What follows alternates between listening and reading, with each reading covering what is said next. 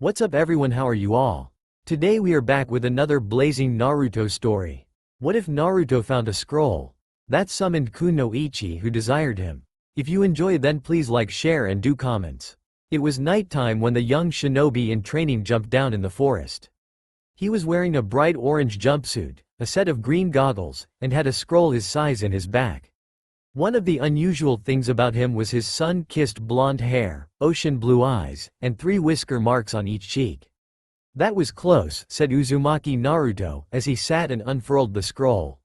This was the scroll of sealing, a scroll that had all sorts of cage-level jutsu within it. Naruto had been told by his sensei Mizuki to retrieve the scroll and learn a jutsu from it as extra credit. Then Iruka-sensei would pass him, for Naruto had failed his 3rd genin exam in a row. Let's get started, he mused, looking over the scroll. Kage Bunshin? He muttered. That looks interesting. Moving on, he saw a bunch of other jutsu. In a moment of insight, he retrieved a blank scroll from the pouch on his back, and began copying down jutsu. When he got to something called Shisho Fusion, he saw a spiral below it. Is that a seal of sorts? Struggling to remember what Iruka-sensei had taught him about seals, he faintly remembered that some needed blood to open. Biting his thumb, he rubbed the blood across the seal, and in a puff of smoke, another scroll appeared. Why does this have my name on it? Said Naruto, squinting his eyes. Deciding to review it later, he put it in his pouch and got to work on learning Kage Bunshin. A couple of hours later, Amino Iruka found a beaten and panting Naruto on the ground. Landing in front of his student, he growled, "I found you." Naruto repeated back, "Found you, nosebleeder." "Dumbass. I found you," yelled Iruka. "What the hell are you doing?" "Learning," said Naruto cheekily. "But I only managed to learn 1 jutsu, but I guess I can be a genin now, right?" That made Iruka suspicious. "Naruto, where did you find out about that scroll?" "Mizuki-sensei told me about it, and about this place too," said Naruto, trailing off as Iruka gazed off into space. Iruka sprung into action, tossing Naruto away as a hail of kunai came out of nowhere and impacted, hitting Iruka in various places. Iruka shrugged off the pain, and pulled out the kunai, muttering, "So that's how it is." Mizuki, wearing a Konoha bandana and 2 overly large shuriken, crouched on a tree branch. "Nice job in finding him," he said to Iruka, then turned his attention to Naruto. "Nice job Naruto, now give me the scroll." "Don't do it," shouted Iruka, pulling out the last kunai. "That scroll has jutsu collected by the past Hokages, many of them too dangerous to use. Mizuki used you to get the scroll." Naruto looked up in Mizuki, to see his former teacher grin evilly. "I guess there's no point in delaying," said Mizuki. "Naruto, do you know why the whole village hates you?" Knowing where this was going, Iruka yelled in panic, "No, Mizuki, you can't. It's forbidden." Ignoring Iruka, Mizuki continued. "Roughly 12 years ago, you know how the Kyuubi no Kitsune attacked? Well, immediately after that, there was a new law made. But that law was never meant to be said to you, or anyone for that matter." "What law?" said Naruto, feeling uneasy. "Stop, Mizuki," shouted Iruka, who went ignored. Mizuki chuckled evilly, and said, "Yondaime Hokage-sama wasn't able to kill the Kyuubi, so he sealed it away, into the body of a baby. And you were that baby." Laughing, Mizuki finished with, "That's why everyone hates you. You're the dreaded Kyuubi no Kitsune." Naruto was dumbstruck. It explained the hatred of the villagers, and why he was beaten to near death on his own birthday. Faintly hearing Mizuki yell how even Iruka hated him because of his parents' deaths, he just stood there as Mizuki threw one of his overly large shuriken at him. When he felt blood hit his face, he snapped out of his stupor to see that Iruka had taken the shuriken in the back. "Why?" he croaked out. "Because," Iruka said, tears streaming down his face, "you're just like me. It must have been hard, hiding all that pain, but I can't hate you, not you." Falling to the side, Iruka rolled onto his seat to pull the shuriken out of his back. Mizuki rushed him, yelling, "Fine, demon lover. I'll just kill you both and take the scroll for myself." He was cut off by a knee to the face. Iruka was now feeling massive amounts of pain, and unable to help. "Naruto, run, get away, protect the scroll with your life." Naruto stood the scroll on end, and said, "But the comrades come first, isn't that what you taught us, Iruka-sensei?" By this time, Mizuki had recovered and stood. Comrades. PFFTT, you're just like me, demon brat. You have all that power, and… Shut up, said Naruto, glaring at Mizuki while putting his hands in a cross-shaped seal. You hurt Iruka-sensei, and I'll return his pain to you 1,000-fold. Go on, Kyuubi, yelled Mizuki, pulling another large shuriken, and he immediately wished he hadn't said that. Surrounding the area were at least 1,000 Narutos. Courtesy of Kage Bunshin no Jutsu. Both Iruka and Mizuki were gobsmacked. Iruka thought he mastered AS-rank ninjutsu. Mizuki turned his head, scared out of his wits. What, how, what the… The lead Naruto grinned and said, if you're done pissing, it's time for an ass-kicking. The forest was then introduced to Mizuki's wails. Looking down at the unconscious Mizuki, Naruto rubbed his head sheepishly and said, I think I overdid it. Iruka grinned and sat up. Naruto, come here, he said. I have something for you. Close your eyes. Naruto did so, and when Iruka told him to open them, the first thing he saw was Iruka's headband-less face. Congrats, on passing, said Iruka, grinning. Naruto hugged Iruka, saying, thank you, over and over. Many moments later found Naruto at his little apart, looking over the jutsu he had copied. It was then that he remembered the other scroll, and pulled it out. He saw another seal on it, and biting his thumb once more, rubbed it over the seal. He then read the scroll. To Uzumaki Naruto. If you are reading this, then all has gone as planned. Naruto, you may not know me, but I know you. My name is Namikaze Minato, but I am known as Yondaime Hokage. You are my only son and heir, and I hope you can forgive me for what I'm about to do. My son, it is with a heavy heart that I do this, but too many have died already, and no more need to. The Kyuubi no Kitsune is attacking, and I intend to make it so that it can't hurt anyone else. So, I am forced to seal it with you, my son. You may hate me for this, but I am out of options. You are the only chance our village has for survival, and with your mother, my beloved wife Kushina, gone, I feel like I have nothing to live for. If I could, I would seal it elsewhere, but I cannot. You are the only one able to hold it. With the jutsu I made, the Kyuubi will be locked away, but I will be forced to pass on. The Kyuubi approaches, so I must end here. You are the last of our mighty clan, and you will be in constant danger because of it. Our clan information is below, so please, keep it to yourself, at least until you can defend yourself. I hope that you will be seen as a hero, but a nagging feeling says otherwise. Once more, I am sorry for this, and I love you with all my heart. Your loving father, Namikaze Minato, Yondaime Hokage. When Naruto finished reading it, he wiped the tears from his eyes. Baka, he murmured, but you did it to save me, and everyone else. He grinned, hugging the scroll to his chest. Arigato, Minato-san. Wiping away his tears, he looked to see another seal. Unsealing it, out popped a scroll roughly his size, and he unfurled it to read it. To whom it may concern. If you are reading this, then our legacy lives on. You, reader, are the last of our clan, the Tenmujin clan. We were among the most powerful shinobi in the elemental countries at their making. This was due to our dujutsu, the Rinnegan. With it, we were nigh unstoppable. Unfortunately, due to unknown reasons, our clan produced mainly females. For every 3 female Tenmujin, there was 1 male. And our clan started dying off, also due to unknown reasons, so those of us left relocated to Mizu no Kuni. But then, the first bloodline war came, and we were nearly annihilated. There were roughly 12 of us then, and by the time we made it to Hai no Kuni, that number was reduced by half. To protect our identities, we changed our names to Namikaze, and have remained here in Konohagakure for 50 years. Naruto lowered his head. He had a family, but they were all dead, killed in the Kyuubi attack. He narrowed his eyes. That Kyuubi was the reason he had no family. But since he had his father's techniques, he would find some way to make it suffer. Shaking his head moved on. Rinnegan. To activate, the user has to mold chakra in their eyes, and it will activate. Upon activation, the first level is already accessible. It is possible to use 2 levels at once, but it will take more chakra to keep the eyes on. Naruto closed his eyes, took a deep breath, put his hands in the ram seal, and opened them. His vision was a bit sharpened, so he got up and looked in his mirror, and there his eyes widened. His eyes had turned a shimmering orange, and he had no pupil. He could also see a small black triangle at the top of his iris. Grinning, he went back to his scroll. The Rinnegan has 5 levels. When the Rinnegan is in use, the user's eyes will lose the pupils, and will glow a specific color for each level, and have a small triangle to represent each level. Once all 5 levels are unlocked, the user will possess 5 triangles going around the iris, forming an apparent pentagon. However, to unlock each level, certain conditions must be met, and no levels can be skipped.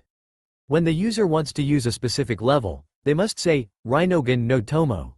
Then the level, power name. To activate a specific ability, they must say either, Ichi, or, Ni, when applicable. Sweet, said Naruto, and he looked down further to see what he had gained.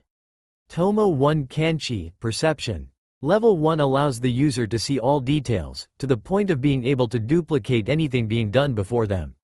The user can also see up to a maximum of 1.5 miles away. Level 2 allows the user X-ray vision, and they act similar to the Byakugan of the Hyuga clan in this aspect, from seeing tenketsu to seeing foreign objects in the body. Kanchi is obtained when the user first activates their dujutsu. When in use, the user's eyes glow orange with 1 black triangle. On a side note, to use level 1 and 2 at the same time requires the user to say, San. Naruto rubbed his chin thoughtfully. Going outside and jumping to the roof of his apartment, he decided to test it out.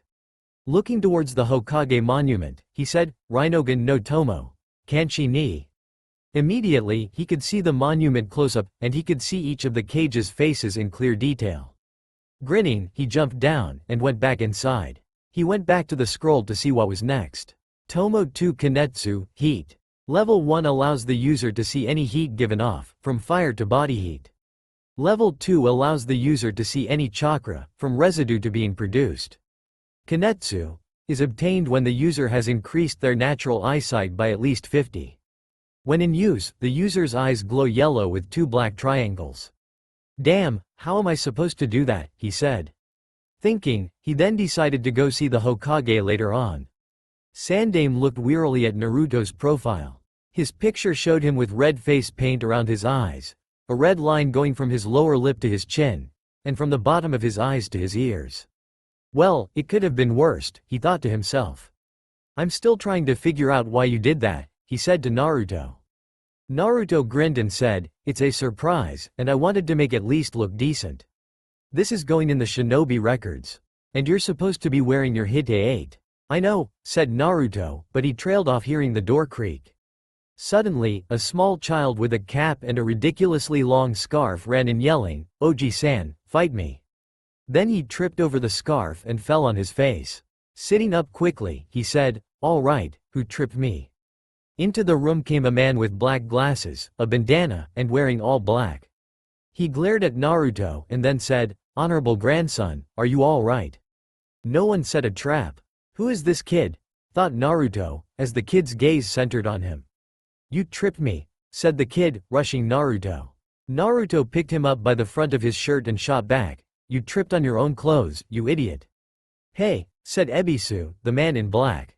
Put him down. He's Konohamaru, the honorable grandson. Socking Konohamaru on his head, Naruto growled, and you assume I care? With that, he turned on his heel and left, heedless of the sputtering Ebisu. Walking down the street, he put on his goggles and began experimenting with his newfound dujutsu discreetly. Okay, Kinetsu lets me see details and nearly 2 miles away with level 1, and level 2 lets me see through things. Maybe I'll be able to find my clan home, and then I can move there. He caught movement behind him, and sighed. Turning off his dujutsu, he pulled his goggles up and spun saying, come on out, that's not fooling anyone. Pulling down the cloth he was holding wrong, Konohamaru grinned and said, so, the rumors are true. Pointing at him, he said, I know, you can be my taiko, one. And you be able to help me beat Grandpa. Squinting, Naruto muttered, taiko. Later found Konohamaru and Naruto sitting on a log, resting after Konohamaru was trying to learn Naruto's Oryo no Jutsu. Why do you want to beat your grandpa so much? He asked Konohamaru. Grandpa named me Konohamaru, said the boy, looking down. And because of that, no one acknowledges me as that. I'm just the honorable grandson to them. And I'm sick of that, that's why I want to be Hokage. Get in line, said Naruto, ignoring Konohamaru's surprised look. I'm gonna be Hokage first, but it ain't easy. If you want the name of Hokage, he looked at Konohamaru and grinned. You better beat me first. Found you, said Ebisu, looking on them both. He glared at Naruto. How dare the Kyuubi brat taint the honorable grandson? Naruto glared right back, while Konohamaru said, I'm gonna beat Grandpa and be Hokage. Don't get in my way. Ebisu was about to launch into his tirade about the points of being Hokage when Konohamaru shouted, Henge. In a puff of smoke, Konohamaru was replaced by a beautiful naked brunette. Orioke no jutsu, she giggled. Ebisu gaped. Konohamaru went back to normal, and Ebisu yelled, such a vulgar skill. I am a gentleman. Such a low-class skill is useless against me. Grabbing Konohamaru's scarf, he tried to drag him off. Come, honorable grandson, hanging around the likes of him will rot your brain. I don't wanna go. I don't wanna go. I don't wanna go. You're coming with me and that's that, because I'm your shortcut to becoming Hokage, said Ebisu, and then he heard, Kage Bunshin no Jutsu. Turning around he saw a line of Narutos. I'm not as weak as Mizuki, said he. I am a Tokubetsu Junin. He trailed off when all the Narutos said, Henge. Ebisu soon found himself surrounded by no less than 20 beautiful naked blondes, all of whom were cooing his name. Chivalry be damned, he was still a red-blooded male, so he did what any red-blooded male would do, he rocketed off in a geyser of blood. Dispelling his clones, Naruto grinned and said, Meet my Haremu no Jutsu. He turned from the unconscious Ebisu to the cursing Konohamaru and said, Hey kid, the title of Hokage takes a long road, you better prepare yourself. 'Cause there ain't any shortcuts to becoming Hokage. Grinning, he finished with, if you wanna be Hokage, you're gonna have to beat me to it. Konohamaru was silent, then he said, Okay, then from now on, we're rivals. Walking off and giving Konohamaru a thumbs up, Naruto said, I'll look forward to fighting you later on. Naruto jumped through the trees, landing on a building near the abandoned Uchiha sector. It was nearly evening, and he still hadn't found his clan home. Sighing, he thought that he'd look for it later, when a glint of light caught his eye. Moving toward it, he saw a magnificent temple-like structure was before him, with a stone wall going around it. Deep down, he felt a sense of familiarity, of belonging. I found it, he said grinning. Looking over it, he found a handprint in the stone. Sighing, he cut his hand, and put it in the handprint. A moment later, there was the sound of gears and stone grinding, and the stone split in two and swung inwards. Naruto entered, and was amazed by what he found. To his right was a blooming sakura tree, with a pond on its right side and going to the back. To his left, 4 statues of Kitsune. In front of him stood his clan complex, divided into 3 buildings. The main building was the largest and in the center, and the adjoining buildings were slanting right and left. Grinning, he inspected the entrance and the barrier. Another handprint was there, but this one just required his touch to close. And now that he unsealed it, he could get back in without giving up blood. With that, he left his newfound home, and went back to his old one. Using storage scrolls, he packed everything he had, which wasn't much. The last thing he did was tying the Tenmujin scroll to his back. He stood in the doorway, and inhaled the smell of his apartment one last time. Goodbye, old place, he said, before closing the door. Unknown to Naruto, he was watched by Sandaime, through his mystical crystal ball. Ah, Minato, he sighed, puffing smoke from his pipe. You and Kushina would both be proud of your boy. With that, he exited his office to retire for the night. Naruto quickly got situated in his new home. He found his bedroom, and set it up, leaving the Tenmujin scroll on his bed. He then looked out on his yard. Those foxes, they reminded him of the Kyuubi. Narrowing his eyes, he set out on his mission, not knowing what he was doing would change his life forever. Hours later found him marking one of the stone foxes with seals, using his blood as markers. He had spent the last couple of hours trying to understand the 3 Fuin jutsu his father used, Shiki Fujin, Hake no Fuin Shiki, and Shisho Fujin. Now, he said, worst thing that can happen is that I go out with a bang. With that, he started going through seals. What in the 7 hells do you think you are doing? Naruto jumped at the voice that came out of nowhere. Who's there? He yelled, looking around. I'm inside your head, flesh rat, growled the voice. You know me as the almighty Kyuubi no Kitsune. Naruto began to tremble with rage. You're the reason I have no family, and why everyone hates me. Kyuubi chuckled. And you assume I care? I'm far too powerful to care about petty human squabbles. Naruto growled. Yeah, well I'll show you. Continuing his seals, he grinned evilly. I'm gonna put you in this statue, marked by holy seals, and you'll be in there forever.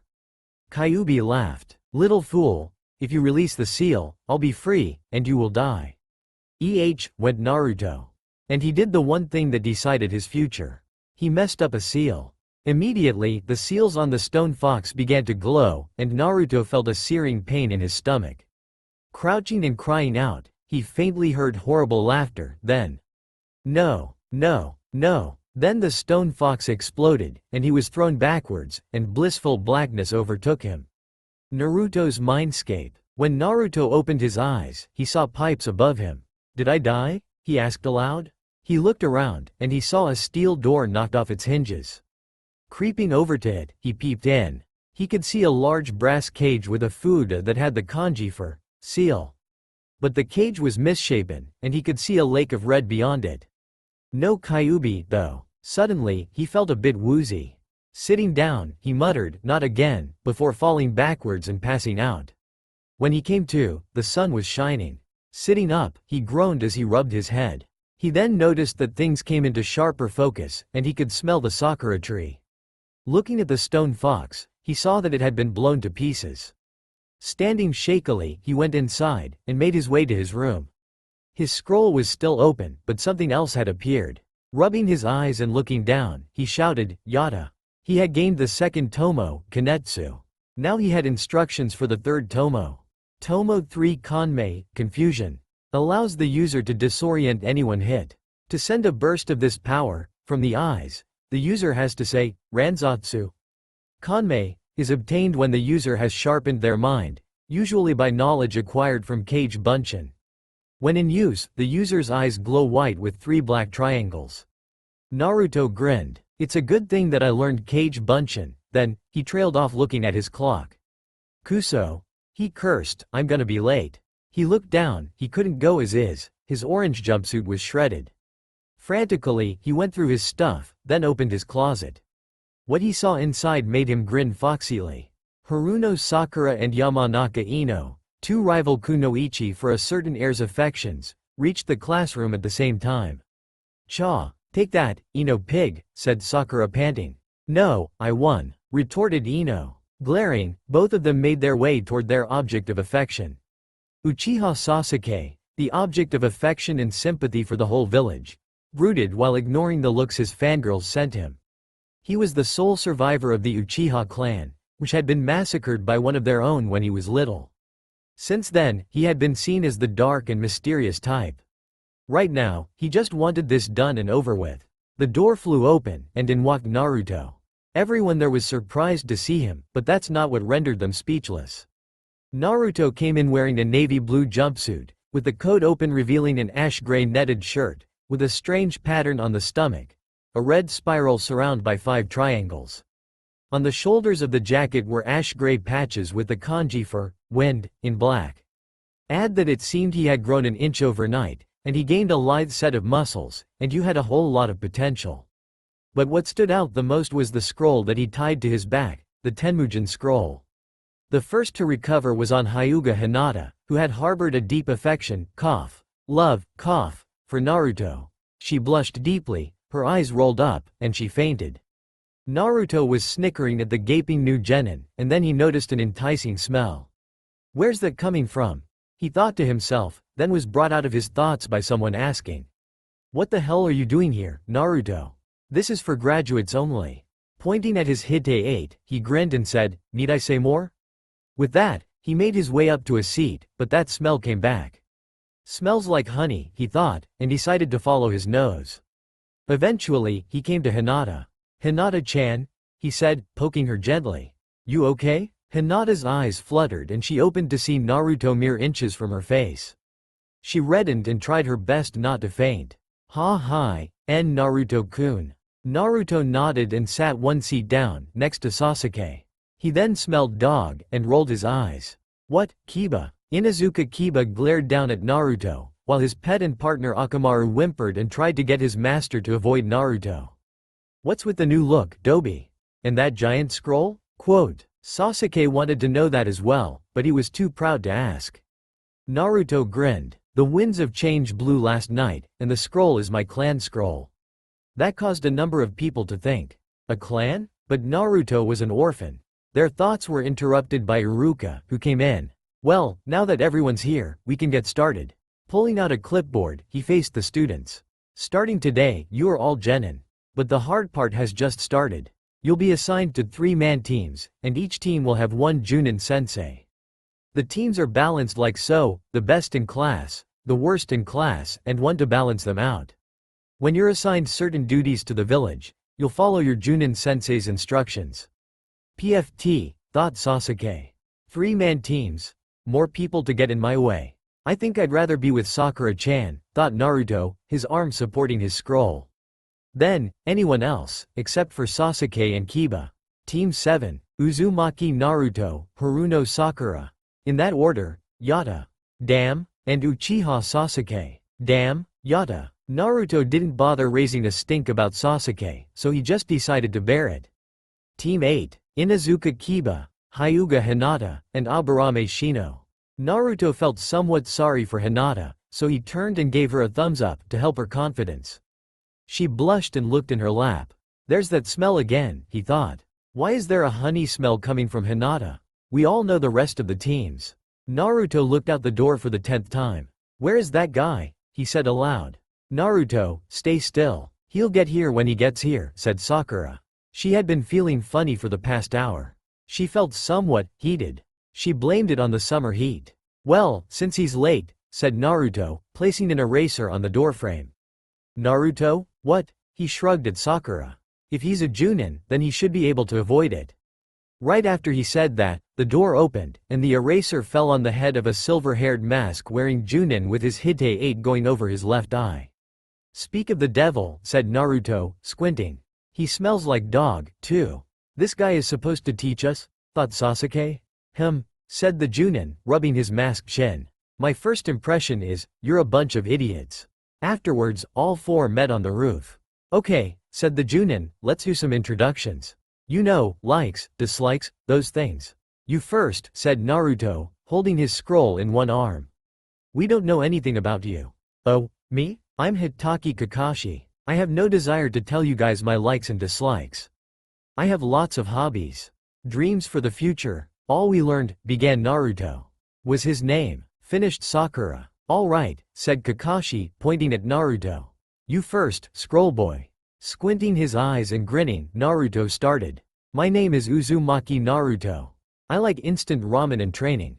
I dislike the 3 minutes it takes for ramen to cook, and bigoted bastards.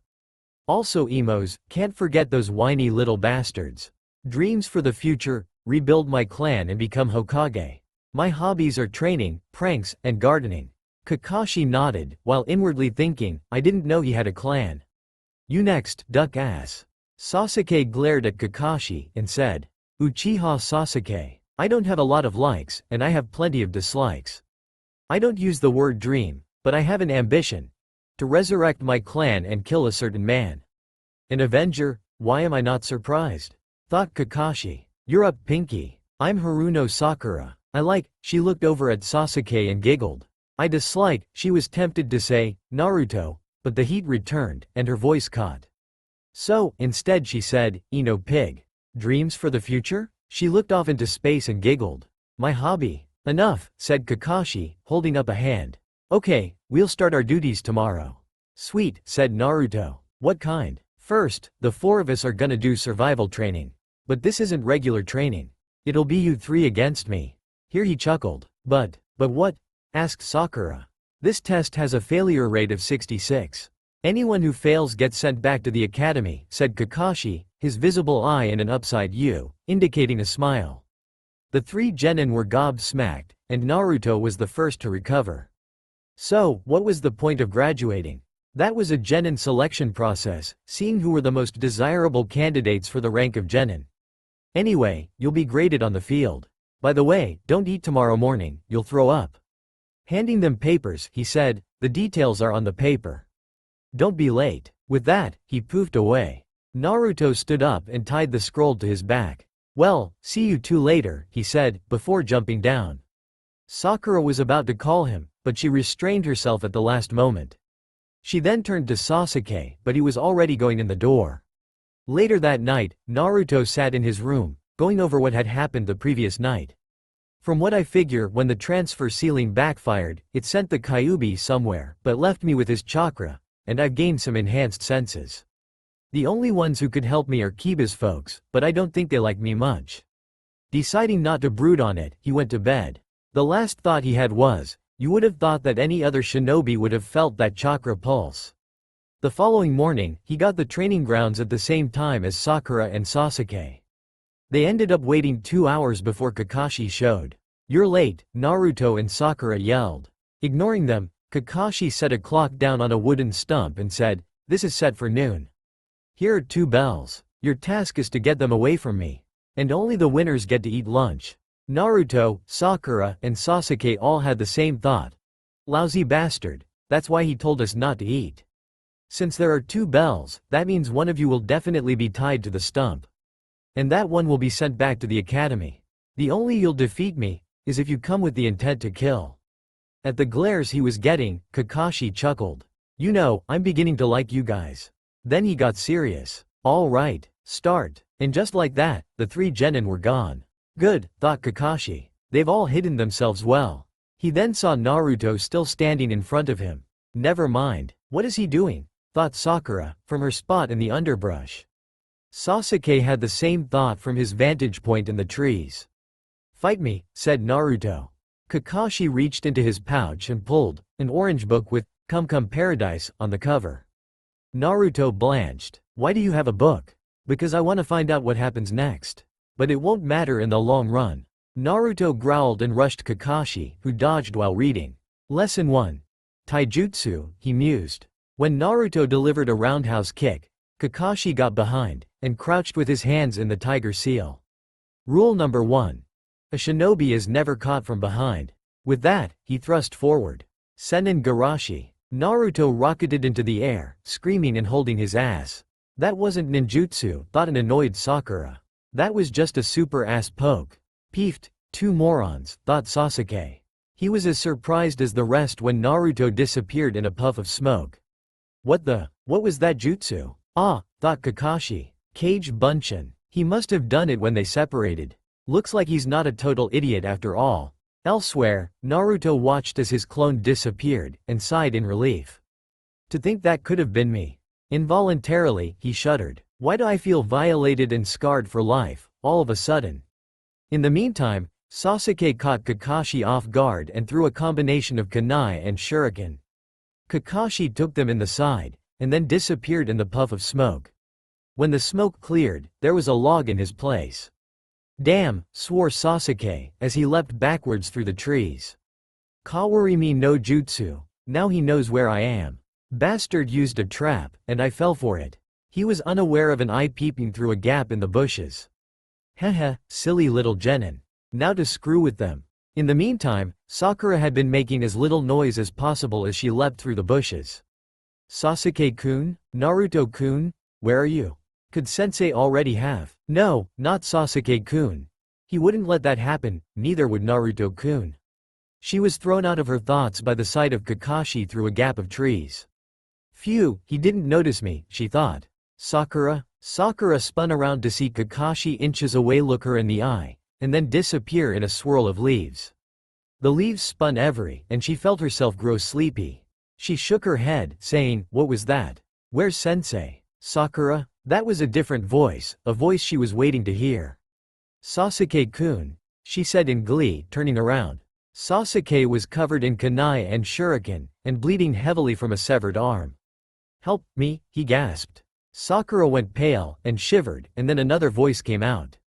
Saw Sakura-chan? Shakily, she turned to see Naruto with swords jutting out from his back, kunai in his arms, and a bloody wound over his left eye. Falling to his knees, he gasped out, Sakura-chan, help me, before spitting up blood. That was all Sakura could take, so she screamed as hard as she could, and fainted. Said Kakashi, crouching on a tree branch while reading his little orange book. I think I overdid it. Lesson number 2. Genjutsu. Sasuke looked up at hearing the scream. That scream. Sakura? Naruto was on the same tree Kakashi was on, and when he heard the scream, he winced and leapt off the tree as quietly as he could, making his way towards Sakura through the underbrush. Unfortunately, Kakashi saw him, but surprisingly, he ignored him. He's going for his teammate instead of the bell. Maybe this team isn't hopeless after all. Out loud he said, Genjutsu? Illusionary techniques? Sakura fell for it easily. I'm not like those other two, said Sasuke, his back to Kakashi. Say that after you got the bells? Sasuke-chan. Meanwhile, Naruto had gotten to Sakura and shaken her awake. Nay, Sakura-chan, wake up, the time's almost up. Sakura opened her eyes to see Naruto's sky blue ones, and she felt her heart skip a beat. No, I like Sasuke-kun, not Naruto-kun, she said in her head while sitting up. Naruto, what are you doing here? Naruto rubbed his head and grinned. I figured that together, the two of us might stand a better chance of getting the bells. But Sensei said. Sakura was cut off by an explosion, and she and Naruto turned their head to see a cloud of smoke. What was that? Not sure, said Naruto. Let's go check it out. Lesson number 3. Ninjutsu, said Kakashi, crouching down to look Sasuke in the eye. Doden. Shinju Zanchu. Looks like you managed to get ahead of the others. He chuckled at his poorly made pun, and walked away, letting the angered Sasuke hear another bad pun. You know what they say, an exposed nail must be hammered in, ha ha ha. Immediately after, Naruto and Sakura appeared, with Sakura screaming at the sight of Sasuke's head above the ground, and passing out again. Naruto caught her, while Sasuke pulled himself out of the ground. When Sakura came to again, Sasuke turned on his heel and started to walk. Where do you think you're going, emo boy? Sasuke ignored Naruto's insult and said, there's not much time, I'm going to get a bell. Sasuke-kun, you're still going after the bells? I already touched them, next time I'll get them, he said, earning a what from both Naruto and Sakura. Well, began Naruto, wouldn't it work out to having all three of us trying to beat Kakashi-sensei's ass into the dirt? PFT, said Sasuke, his back to them, I don't need anyone's help. I almost got them by myself, and I'll get them for sure this time. But Sasuke-kun, said Sakura, stepping toward him, there's not much time left, like you said, so we might stand a better chance next time. At this, Sasuke glared at the two of them. After a moment of silence he spoke at last. There's a man I have to kill. I am an avenger. I have to become stronger than that man, so I can't just stand around here. I have to get my own power my own way. Right after he said that, the bell went off. 10 minutes later found Naruto tied to a log, with Sasuke and Sakura sitting next to him, and 2 bento lunches in front of them. Why the hell am I tied to the log? Snapped Naruto at the grinning Kakashi. I dunno, some higher power, I guess. Anyways, you'll be glad to know that both you and Sakura get to go back to the academy. What? Exclaimed Sakura. How is that good news? Sasuke said nothing, but gave off a small, bah. Yeah, said Naruto. While we go back to the academy, what about Sasuke-teme? Kakashi gave off an eye smile as he said, Sasuke should quit as a shinobi entirely. What? Kakashi narrowed his visible eye at the three. Even though it seems like I'm singling him out, it's the truth. Uchiha Sasuke is a selfish bastard who doesn't deserve to be a shinobi. Sasuke growled and ran at Kakashi, who twisted his arm and sat on him. See? That's what I'm talking about. Looking at Naruto and Sakura, he continued. Why do you think you were divided into teams of 3 and forced to do this exercise? You were on the way to answering this question before, when you met up again after the 3 lessons. In another rare moment of insight, Naruto picked up the answer. Teamwork? Kakashi nodded. Yep, teamwork. But how? Asked Sakura. There are only 2 bells. Even if we did team up, then one of us would still fail. In yet another rare moment of insight, Naruto picked up another answer. That was just to make us fight each other. Both Kakashi and Sakura stared at him. Who are you and what have you done with the real Uzumaki Naruto? Asked Sakura. Untie me, damn it, Naruto yelled. Kakashi chuckled. Still the same kid, anyway. The purpose of the bells was to see if you would forget about yourselves and work together for the sake of the group. Closing his eye, he delivered his observations. Sakura, you were out looking for Sasuke, instead of Naruto who was closer. Naruto, you tried to do the work by yourself. Even so, the two of you managed to at least try to team up and work together. Pulling Sasuke's arm, he said, but you, Mr. Avenger, saw the others as obstacles and tried to do everything by yourself, with the thought of asking for help. Looking back at the genin in front of him, he said, the duties are done by the team.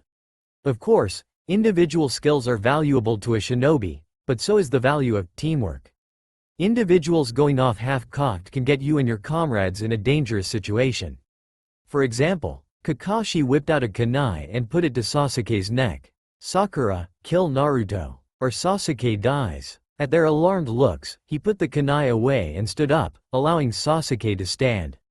However, a Kakashi clone appeared behind him, and tied him to the post while freeing Naruto.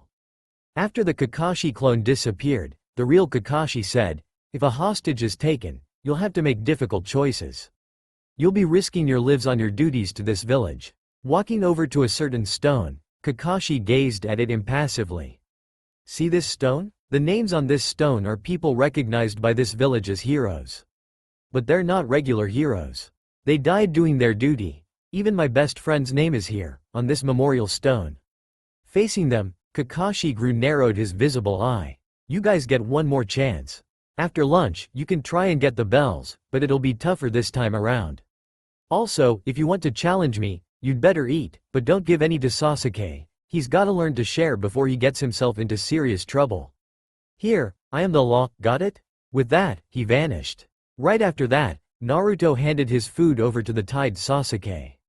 Want some food? While Sasuke glared, Sakura nearly choked. Naruto-kun, Sensei said. Sensei said work for the good of the team, and if the three of us are gonna stand any chance against him, we all need to be at full strength.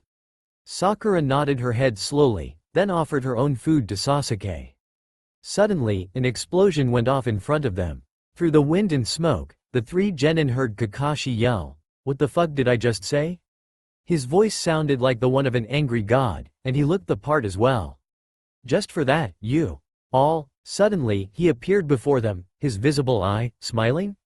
Pass. At this, there were two simultaneous, huh. You guys are the first team I ever passed. Everyone else just did what I told them, like mindless drones. A shinobi must see underneath the underneath. Those who disregard the rules are trash, but those who abandon their comrades are lower than trash. With that, he gave them a thumbs up. That ends today's training. Starting tomorrow, Team 7 starts its missions. Moments later, Kakashi reappeared in the Hokage's office, and he found Yuhi Kurenai, newly promoted Junin and renowned Genjutsu mistress, Sarutobi Asuma, son of Sandame Hokage and notoriously known for his perpetual cigarettes and wind affinity, and Amino Iruka, Chunin teacher and, well, we already know Iruka-sensei. Yuhi Kurenai, Junin sensei of Inazuka Kiba, Hyuga Hinata, and Aburame Shino reporting that Team 8 passes. Sarutobi Asuma, Junin sensei Narashikamaru, Yamanaka Ino, and Akamichi Choji reporting that Team 10 passes. Hitaki Kakashi, Junin sensei of Uzumaki Naruto, Haruno Sakura, and Uchiha Sasuke, reporting that Team 7 passes. This caught everyone by surprise, because Kakashi was known to never have passed a team during his time as a Junin sensei. Why the change of heart, Kakashi? Asked Asuma. Kakashi inhaled and let out his breath. This team is a unique one. Sakura's a fangirl still, but she looks like she's slowly coming out of that. Sasuke's an Avenger, that much is certain, so I hazard that group dynamics are going to be a bit strained. Naruto? How's Naruto? Asked Iruka. He's a strange one. He's got a good handle on Kage Bunshin, and he figured out the answer to the belt test without realizing it. He seems to dislike Sasuke a lot, but he seems to be the main anchor of the group. Sandame nodded. He always was the most unpredictable shinobi. Kakashi nodded and offhandedly added, and he wants to rebuild his clan like Sasuke. When Naruto walked past the training grounds, he was unaware that he was followed. But when he got near Ichiraku Ramen, he suddenly spun around and said, "Come on out.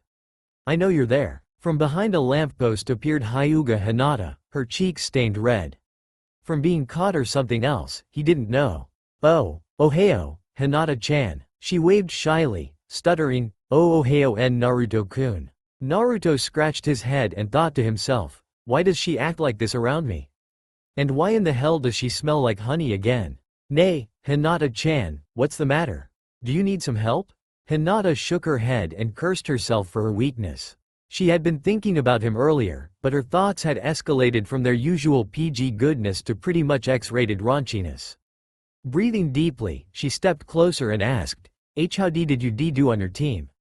Grinning broadly, Naruto chuckled and said, our sensei passed us, and he said we are the first team he ever passed. He said it was because of teamwork and because we were the best out of the teams he went through. Hinata nodded and stepped closer still. She was about to ask what his team was like when she felt her heart begin to race, and she felt hot. So she did what the situation demanded, she fainted. Naruto cursed and caught her before she hit the ground. Hoisting her onto his back, he looked around and figured that since they were close to his house, he'd take her there and wait for her to wake up, and then take her home. How wrong he was. When Hinata woke up, she was lying on her back with her head on a big scroll. Sitting up, she saw that she was in someone's yard, but then she heard grunting and the sound of blows landing. Leaping to her feet, she activated her Byakugan and saw Naruto fighting a clone to her right. She sighed in relief and shut it off. She then took in that they were in a moderately well-clan yard. Not as big as her clans, but big enough to be comfortable. Ora, Hinata-chan, came Naruto's voice, and she turned to him, her breath catching in her throat. He had taken off his coat and shirt, and was standing in front of her bare-chested and sweating. He grinned foxily and said, glad to see you're up. Are you feeling okay? No, I'm not, she wanted to answer, but she didn't. She had been feeling heated since the beginning of the day, and she had been mainly thinking her Naruto-kun. Wait, where did that come from? She shook her head, trying to clear her mind, but it didn't work. Naruto saw this, and stepped closer, putting a comforting hand on her shoulder. Nay, do you need to go to the hospital? He asked innocently. Hinata felt his hand on her shoulder, and she lost it. Her body was screaming at her to give in and follow her instincts, and she did. When Naruto put his hand on her shoulder, Hinata tackled him to the ground and crushed her lips to his. Naruto, for the most part, was caught by surprise. But he smelled more honey than before, and felt Hinata grind her groin to his. To his horror, he felt himself react. No, I can't do this to Hinata-chan, he thought frantically, and he was about to voice it. Hinata lifted her upper body up and gazed at him through lidded eyes. No, Naruto-kun, she said, placing a finger on her lips, while shrugging off her jacket. I've wanted this for a while, and I offer myself to you. Naruto was thunderstruck at this, and thought to himself, Hinata-chan likes me? Like I like Sakura-chan? He was about to ask, when Hinata leaned back onto her haunches and reached for the waist of his pants. Hinata stood and followed him, the two of them unconcerned about their nudity like the previously pure Adam and Eve. Once inside, he showed her the legacy he inherited. The family was called the Tenmujin, and they were said to be even stronger than the Uchiha and Hyuga clans. No offense, Hinata-chan. None taken. Naruto grinned and pointed at the family tree tapestry on the wall. Here I am at the bottom. My Otou-sama was Yondaime. Hinata's eyes widened. Why Yondaime-sama was your father? Naruto grinned sadly. It gets better. I was born the day he died, after he sealed the Kyuubi away. Hinata gazed at him for a moment, and then she hugged him. It doesn't matter that you have the Kyuubi sealed in you. You are my Naruto-kun, and nothing can change that. Naruto hugged her back, and then he stiffened. Wait a minute, you know? Exclamation mark question mark quote. Hinata nodded. It wasn't too hard to figure out, the whispers, the cold eyes, and the way you're treated on October 10th, your birthday, of all days. Naruto then grinned shyly. About the Kyuubi? At Hinata's questioning look, he laughed hesitantly. Well, I found out from Mizuki Teme, and after I came here. I sorta tried to transfer seal him into one of the stone foxes. At Hinata's alarmed look, he calmed her down. No, he's not gonna hurt anyone. I sorta screwed up on the ceiling and threw his spirit out of my body, but I kept all his chakra. Grinning, he said with a final, you're safe, we're all safe, and he can't do anything about it. Hinata breathed out a sigh of relief. That's good to know. Naruto grinned. Also, I have a dojutsu because of my clan. Tilting her head, Hinata asked him to show her. When he showed her the first and second tomo, she clapped her hands in glee. Nay, Naruto-kun, what do they do? Tomo 1, called Kanchi, has 2 levels. Level 1 lets me see things better, copy things, and see faraway things, and level 2 lets me see through things and into any body. Hinata nodded. Tomo 1 sounds like my Byakugan, and Sasuke-san's Sharingan. Naruto nodded and said, I have 5 tomo to my eyes, and I've unlocked 2 tomo already, and I'm trying to unlock the 3rd tomo right now. There are conditions I have to meet for the tomo, and this one involves Kage Bunshin. Hinata laughed a little and hugged him from the side. You know, she began, slanting her eyes, I've heard that that's a jutsu that not even some Junin know. Naruto laughed and rubbed his head shyly. Nay, I guess I just have too much chakra. Nuzzling his cheek, she continued. Nay, if the council found out, they'd force you into multiple marriages? Naruto stiffened. Nani? Hinata clenched his hand in hers as she got to her point. I'm willing to share, as long as I like her, and you show me. This was an information overload. If the council found out about his Kekai Genkei, they'd turn him into a womanizer made only for breeding. Hinata-chan was possessive, but if she liked the girl he brought her, then she wouldn't do anything. Naruto felt a bit dizzy, and he swayed uneasily. Nay, he started, then a glint on the wall caught his eye. Looking over, he saw his alarm clock at 4:55. Nay, Hinata-chan, I think you should go home, your family might miss you. Hinata stuck out her tongue. I know, but I will see you soon, nay? Naruto nodded and gave her a thumbs up. If anything comes up with my team, you'll be the first to know, Hinata-chan. Hinata walked up to him and kissed him, whispering against his lips, Sayonara, Naruto-kun. Then she walked out, swaying her naked hips as she went to get her clothes, grinning as she knew he had his eyes on her. Naruto blushed as Hinata left. He was sure that she did that on purpose. An indeterminate time later. This is Scarecrow. What is the distance to the target? Asked Kakashi into his microphone. This is Fox, the target is 5 meters and closing. I'm ready to move anytime, came Naruto's voice.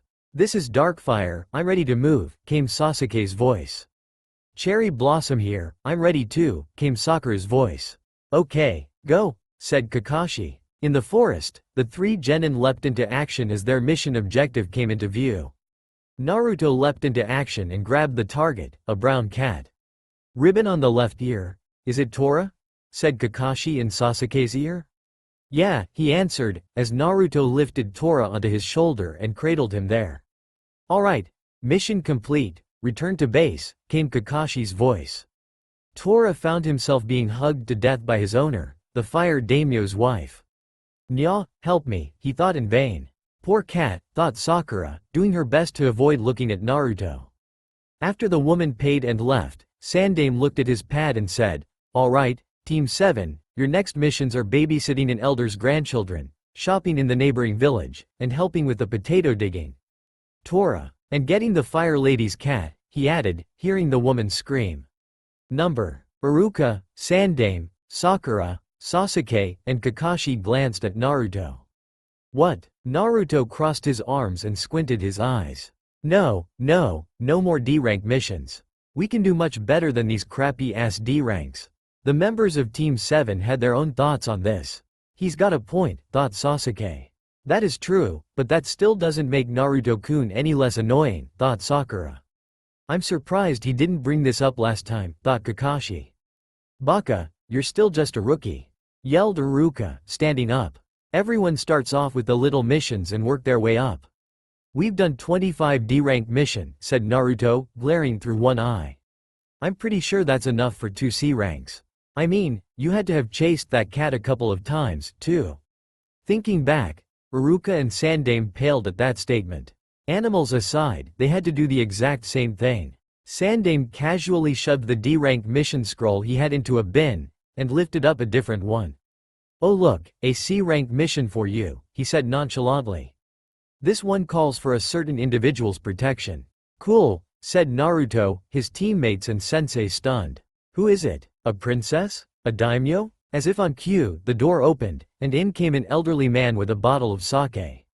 A somewhat empty bottle of sake. What the? They're just a bunch of kids, he said, taking a swig from his bottle. While Naruto covered his nose, he continued on. They look like they're gonna wet themselves, especially the idiotic blonde. Kakashi grabbed Naruto as said blonde brandished several kunai, and swore to kill the man. Naruto, it defeats the purpose if you kill the client. The elder ignored Naruto and said, I'm the super special awesome expert bridge builder Tazuna, and I expect you to provide me with ultra special protection until I get back to my home country and complete the bridge. Naruto exited his compound with just his scroll on his back. He walked down to the village gates when he saw a familiar head of hair. Ora, Hinata-chan, he yelled, waving. Hinata was with her team when she heard Naruto's voice. She turned around and smiled at the sight of her mate. She went to him, and he hugged her back, saying, me and the team have a C-rank mission. We gotta escort this old drunk to his home country. Hinata furrowed her brow and asked, how long will it be? A couple of weeks, at most, said Naruto grinning. Kiba, who had been listening, gave a feral grin. When Hinata had left the training grounds, he could smell that she was in heat. He was going to offer to escort her home when she scurried off when they were dismissed. When she appeared the next morning to report, he could smell that she was still in heat, but he could smell an unknown scent on her. Now he knew it was Naruto, and the way he and Hinata acted, they had just been around each other. Now, I've got about 2 weeks to make Hinata my mate, he thought. In the meantime, Naruto had given Hinata another hug and wished her well. He then waved goodbye and left. Moments later, he and his team, along with Tazuna, were outside the village gates. Yata, shouted Naruto. Let's go. Where's your bag, dumbass? Asked Sasuke, and Naruto reached into his pouch and pulled out a storage scroll. Who needs a bag when you have these? Are you sure I'm safe with you guys? Said a more sober Tazuna to Kakashi, who said, don't worry, I'm a Junin. Don't disrespect us, yelled Naruto, pointing at Tazuna as they started walking. Especially me. One day, I'll become Hokage. Remember this name. Uzumaki Naruto. You become Hokage? Said Tazuna, taking another swig from his bottle. That'll be the day. Silence. I'll do whatever it takes to be Hokage, and then you'll acknowledge me. No, I won't. Later found the five walking down a dirt road. Sakura asked Tazuna if they had shinobi in Nami no Kuni, Wave Country, Tazuna's country of origin. No, Sakura, said Kakashi. But other countries do. The customs are a bit different, thought. There are the 5 main countries. Hai no Kuni, Fire Country, our native country. Then there's Mizu no Kuni, Water Country, Rai no Kuni, Lightning Country, Kase no Kuni, Wind Country, and Tsuchi no Kuni, Earth Country. They hold much of the power on our continent, and each have their own respective villages. The main villages are Konoha in Hai no Kuni, Suna, Sand, in Kase no Kuni, Kiri, Mist, in Mizu no Kuni, Kumo, Cloud, in Rai no Kuni, and Iwa, Stone, in Tsuchi no Kuni. And respectively are the 5 strongest shinobi in each: Hokage, Kazekage, Raikage, Mizukage, and Tsuchikage. But don't worry, said Kakashi, patting himself on the back.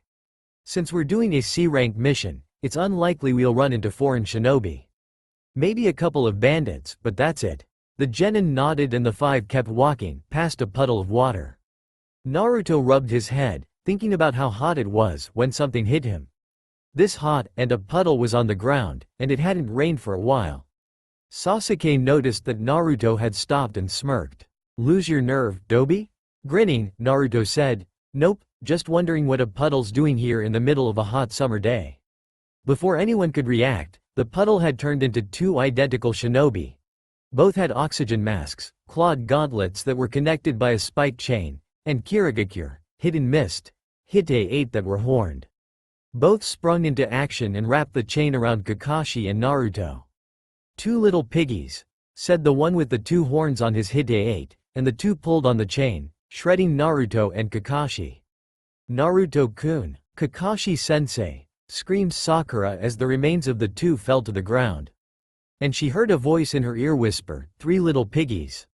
Sasuke sprung into action. He jumped into the air and threw a shuriken which pinned the chain to a nearby tree.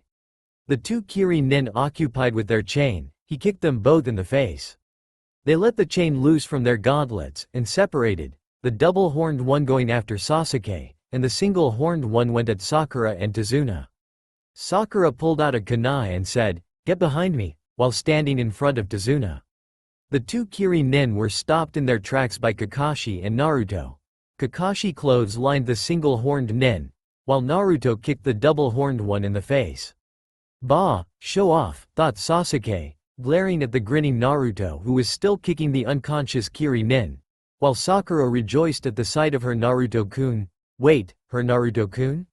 She liked Sasuke. Sakura shook her head and saw the chopped-up logs, and thought, Kawarimi no jutsu. Phew, we're saved, thought Tazuna, but when he saw the look on Naruto's face, he nearly wet himself. I'm screwed. Nice job, Sasuke, said Kakashi, who threw down the nin he had over his shoulder. You've got some explaining to do, old man, said Naruto, walking up to Tazuna. Naruto-kun, gasped Sakura, pointing at his hand. You're bleeding. Naruto looked down at his hand. Sure enough, 2 deep cuts were there, and the skin around them was turning purple. Would you look at that? He said. It must have happened when he did the Kawarimi. You better take care of that, said Kakashi. Their claws were soaked in poison, so you'd. He trailed off as Naruto whipped out a kunai and stabbed his hand, letting loose a gout of blood. Naruto winced at the pain, and he said to the panicking Sakura, this is nothing, believe it or not. Taking out the kunai and letting his healing factor kick in, he turned back to Tazuna. Well, start explaining, old man. Sasuke snorted and looked at the tied-up Kiri nin. Who are they? The Onikyodai, the demon brothers. Twin Kiri nin known for their tenacity in battle. And their chunin, too, said Kakashi, turning to Tazuna. I could have killed them when they showed up, but I needed to find out what they were doing here. Tazuna stiffened. Well? He asked as innocently as he could. They were after you, said Kakashi, narrowing his visible eye. Our mission was just to protect you from bandits. Since they showed up, this has been upgraded to a B-rank mission, at the very least. Now, I'm sure you had a reason, but it causes problems when the missions are lied about. Technically, we're not even supposed to continue on this mission. Elsewhere, a short fat man with black glasses stood yelling at a figure in the shadows. I can't believe you failed. I paid you guys a lot of money because I heard that you were powerful nuke nin. The shadowy figure moved, and the fat man found a giant sword pointed at him. Quit your bitchin', I'll go myself, and with Kabikari Hucho, I'll kill them all. The fat man was somewhat reassured, but he still felt the need to ask, are you sure? The shadowy man chuckled. Who the hell do you think I am? There's a reason I'm called the demon of the hidden mist.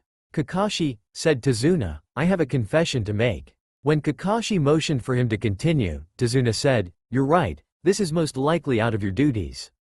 It turns out that a very dangerous man has a contract out on me. Who? You've heard of him at least once. Gatu, the shipping magnate. This sparked Kakashi's interests. Gatu of the Gatu Company? He's said to be one of the few people in the world to be extremely rich. Yeah, said Tazuna, closing his eyes. Officially, he runs the company, but that's just a cover. He uses shinobi and his cronies to sell drugs and other illegal items, and to take over businesses and countries. Not a very nice man. About a year ago, Nami no Kuni caught his eye. Using lots of money and violence, he took over the shipping industry. He'd have a complete monopoly on the country's business, if it weren't for the bridge I'm building. Sakura finished his thought. So he figures that if he kills you, the bridge won't be completed, and he'll control Nami no Kuni. Looking back at the demon brothers, Sasuke said, so, those two were hired by Gatu. Kakashi nodded. That clears up a few things. But why did you lie about the possibility of shinobi after you? Nami no Kuni is in a depressing state right now. We're poor, so poor that even the daimyo has no money. But to that point, we didn't have enough money to pay for B-rank mission. Tazuna decided to play the sympathy card at this point. If you quit the mission, I'd understand. But my grandson would only cry for weeks on end, he said, chuckling. And my daughter would live a sad life hating all Konoha shinobi forever, but it would be your fault. Goodbye, said Naruto walking down the road. Where are you going, Naruto-ku? Sakura stopped it before it got out, but Kakashi noticed. He decided that he'd get her about it later. To Nami, we accepted the mission, so I'm going to at least see it through. Kakashi nodded. Well, Tazuna, it looks like we keep going. Hours later found the 5 taking a boat ride down a river. What thick mist, said Sakura. I can barely see. We should be able to see the bridge soon, said the boat rower. Nami no Kuni is at the base of the bridge. As the mist barely lifted, Naruto could see the bridge up close. That's the bridge? It's huge. Moments later, the rower said, we'll be to Nami soon. We've avoided detection so far, but it'll be definitely safer to take the vegetation route. It'll be difficult to spot us then. Eventually, they landed on the far shore. After thanking the rower and seeing him off, the five resumed their journey. As they continued down the path, Naruto's newly sharpened ears caught the sound of pattering feet, and he slowed his walking. Naruto? Asked Kakashi. There's an animal in the bushes, something small, like a rat, or a rabbit. Then he caught the sound of a heavy object spinning in the air. Kakashi heard it, too.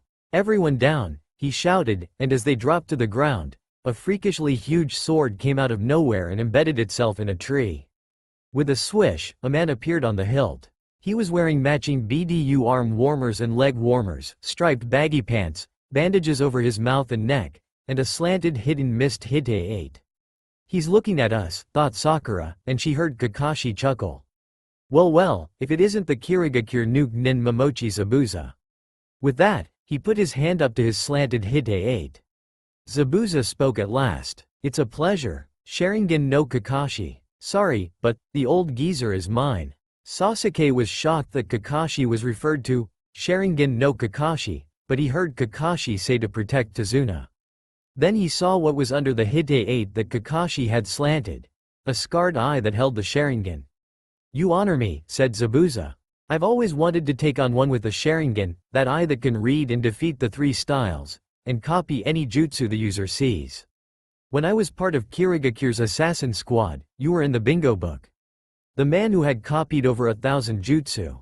Kopi nin Kakashi. This makes no sense, thought Sasuke, glancing at Kakashi. The Sharingan is an Uchiha-only trait. Could he be? Enough talk, said Zabuza, crouching. I had to kill the old geezer, but it seems that I had to kill you first, Kakashi. With that, he pulled his sword from the tree and leapt away. Naruto took this opportunity to turn on his own eyes, and activated Kanshi level 1. He saw Zabuza on top of the water, his left hand raised over his head in half ram, and his right at chest level in half ram. He could see the motions that Zabuza did, and knew that he had successfully mimicked his first jutsu. I better copy this down and work on it later. Ninpo. Kirigakure no Jutsu, 1.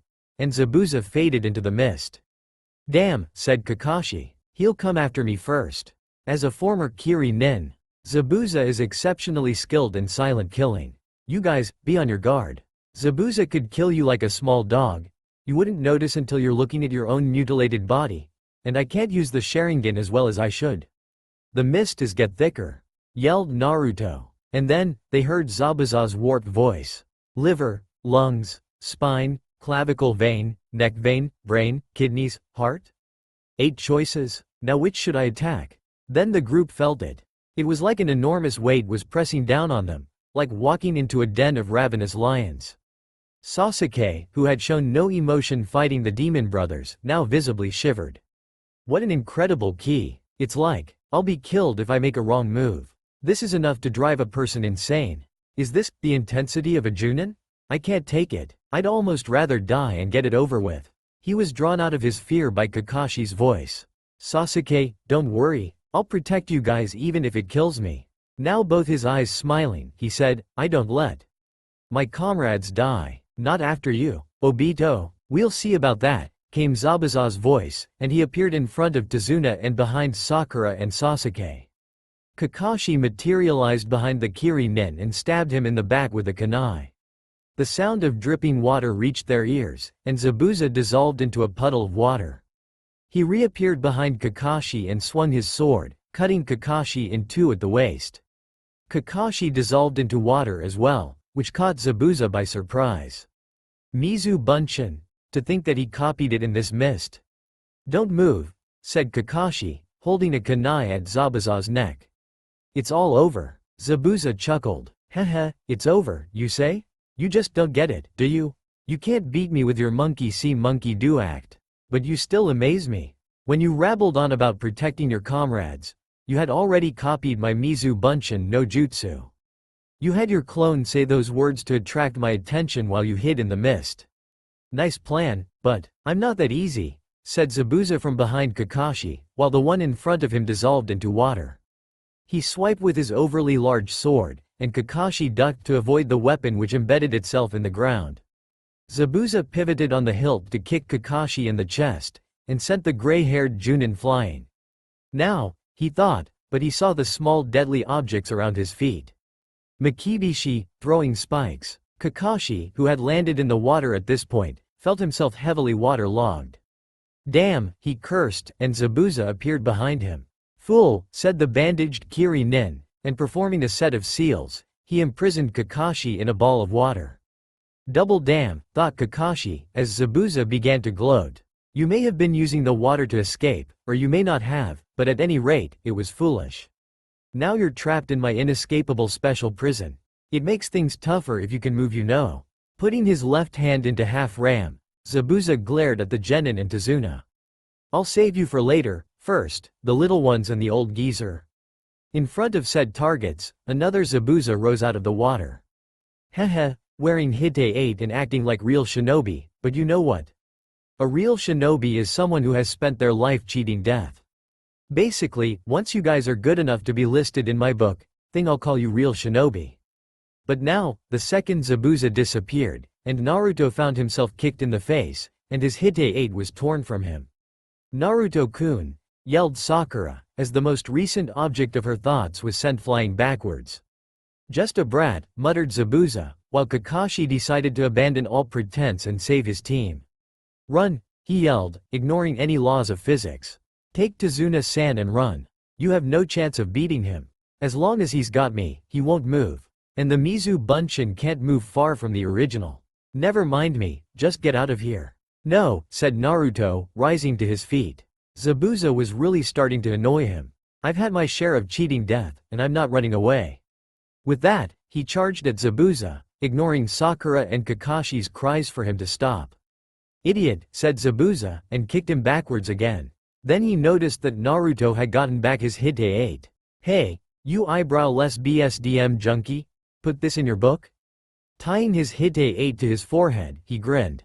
The one who will become Hokage is the Konoha nin, Uzumaki Naruto. Now let's get wild. Sasuke and Sakura were amazed by this new Naruto, but Zabuza was not impressed. You've got guts, kid, maybe I'll show them to you. Run, you idiot, shouted Kakashi. This was already over when I got caught. You're supposed to protect Tazuna-san. Did you forget that? You also said not to abandon your comrades, retorted Naruto with a smirk.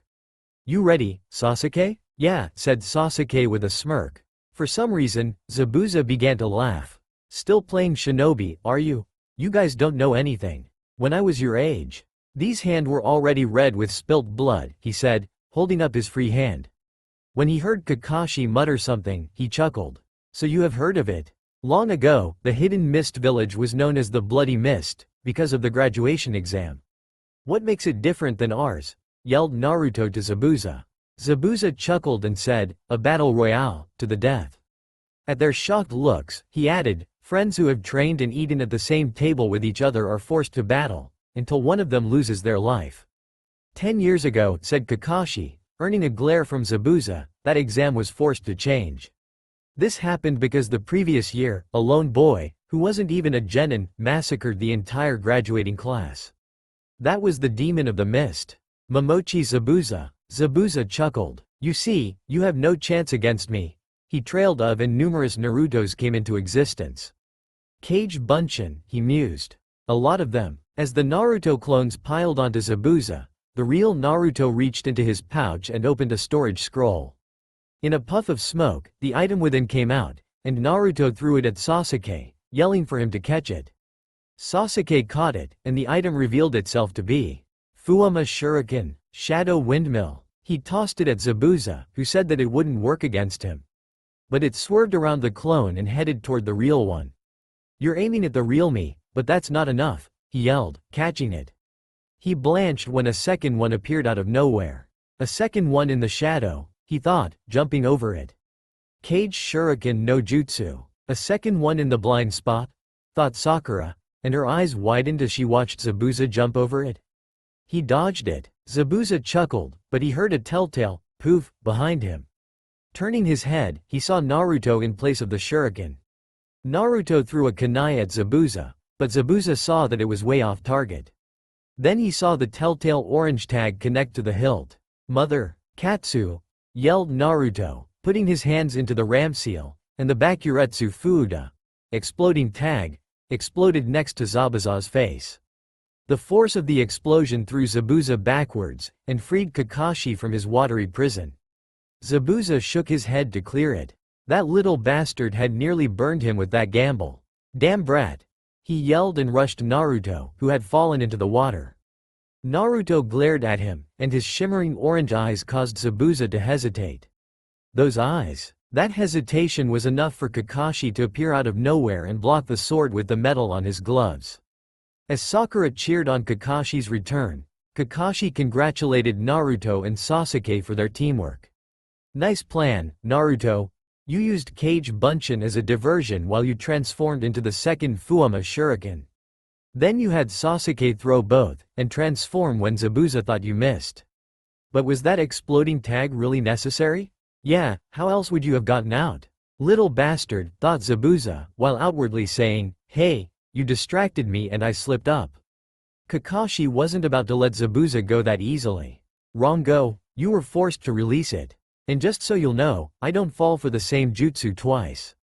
Naruto climbed out of the water and turned around just in time to see Zabuza and Kakashi leap apart on the water. When he saw their hands move, he knew that he might want to get down what they were about to do. He quickly muttered, Tomo no Rinnegan, Kanshi-san. Now he was able to zoom in on their hands and he prepared an empty scroll. Kakashi and Zabuza's hand flashed through 43 seals in a matter of seconds, and the final seal the two Junin did was the bird seal, 44 seals total. Yes, I counted. And the two of them yelled, Suiden, Suiryuden no Jutsu, too.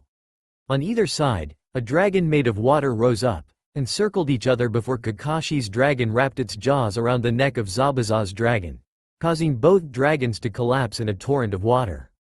The tidal wave washed up to shore, and the four spectators shielded themselves as best they could. They went through it many seals in a matter of seconds. And Kakashi copied them all perfectly.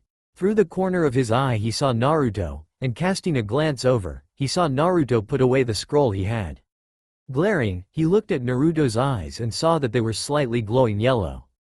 Impossible, that Dobi saw them. He has a dojutsu? In the meantime, the water had settled to reveal Kakashi with a kunai versus Zabuza and his sword. Cleaver.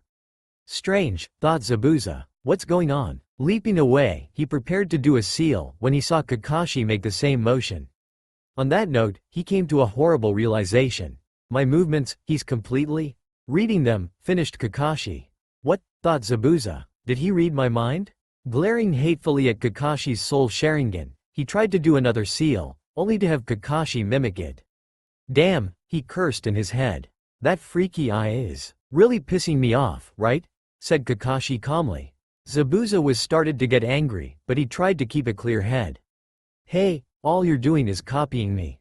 You can't beat me, you monkey bastard, he yelled, and Kakashi yelled it out at the exact same time. That was the breaking point, and abandoning all pretense, Zabuza endeavored to finish his jutsu. Damn you! He yelled, flashing through seals and seeing Kakashi do the same. I'll teach you to copy me. I'll make it so you can never use that eye and mouth of yours ever again. But he stiffened. Wah, what in? For behind him, he saw an afterimage of himself. That's me, he thought, but this proved to be a critical mistake. Kakashi finished the order of seals and ended in the ox seal. Suiden. Daibakufu no Jutsu, he yelled, and Zabuza found himself mesmerized by the spinning tomo of the Sharingan. An exploding whirlwind of water charged at Zabuza and caught him, flinging him into the trees. As Zabuza fell out of the tree to his knees, he saw Kakashi brandish a kunai. Quote ellipsis. How? He asked. Can you see the future? Yeah, said Kakashi, and your future is death. Kakashi never got it. A pair of senbon flew out of nowhere and embedded themselves in Zabuza's neck. The nuke nin let out a gurk and fell on his side, lying still. Kakashi looked up to see a figure with a kimono and a white mask with the hidden mist emblem on the forehead. "You're right," came a feminine voice. "He's dead." Kakashi went over to Zabuza's still form and checked his pulse. Nothing. He's really dead, he thought. "Kill-stealing bastard. Arigato gozaimasu," said the masked nin, bowing her head. "I've been hunting Zabuza for a while." "That mask," said Kakashi. "You're a Kirigakure hunter nin." "You are correct," said the hunter nin.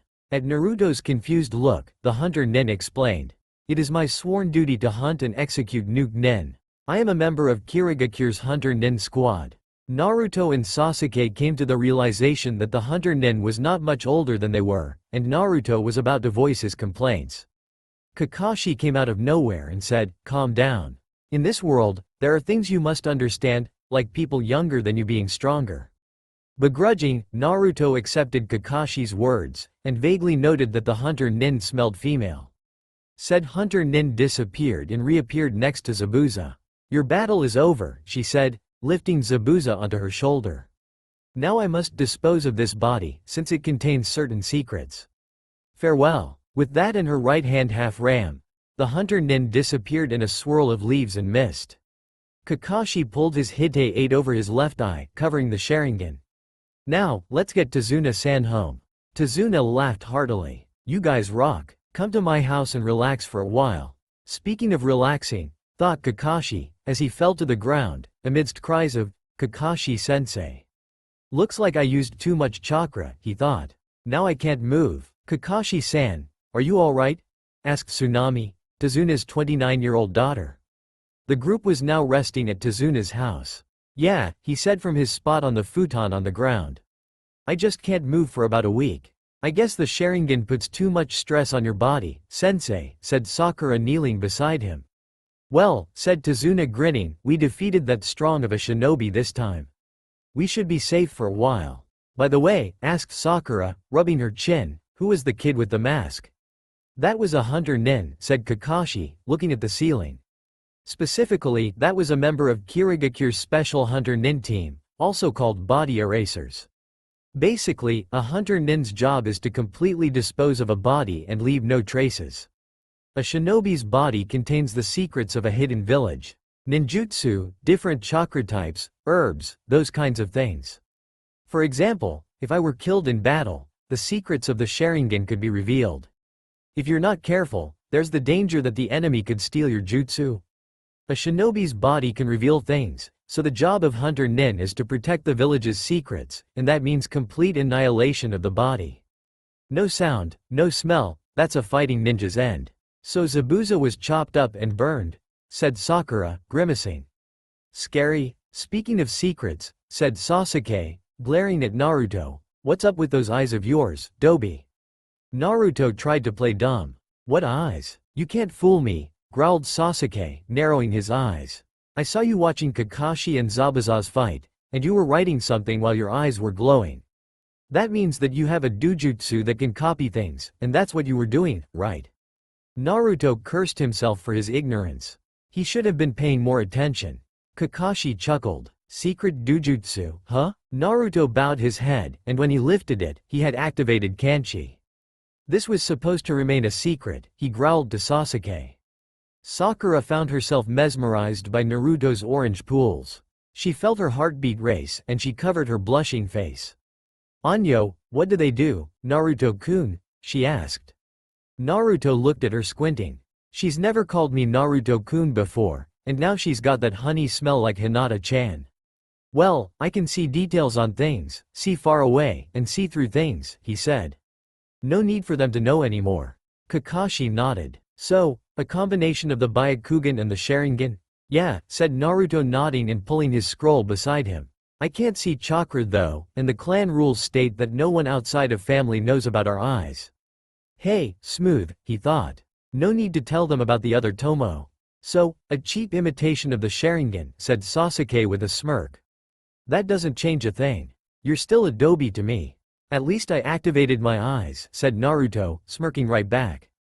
Elsewhere, the hunter nin dropped Zabuza to the ground and pulled out a pouch with medical tools. Pulling out a pair of scissors, she moved them to Zabuza's face. "Okay," she said. First I'll cut the mouth cloth and drain a little blood and— That won't be necessary, said the revitalized Zabuza, grabbing the hand with the scissors and uncovering his mouth.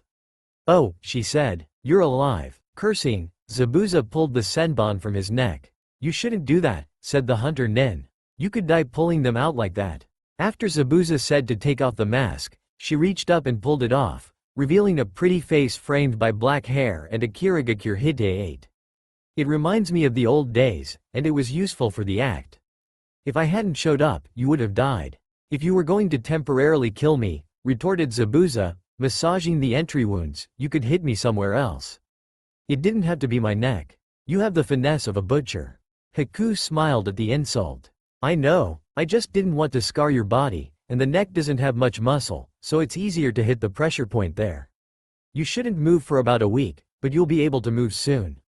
Zabuza stared at her, then chuckled.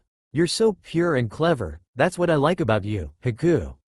Haku smiled again. That's because I'm just a kid. Look, the mist is clearing. Will you be all right next time? Next time, I will defeat the Sharingan. Kakashi's eyes snapped open, and he shot up and cursed loudly. Damn. While Sakura and Naruto recovered from their subsequent heart attacks, Tsunami wagged a finger at the Junin. Kakashi-san, language. Gomen, Tsunami-san, said Kakashi, rubbing his masked face. I just realized something. It shames me to know it took this long, though. What, sensei? Asked Naruto as he, Sakura, and Sasuke crowded around him.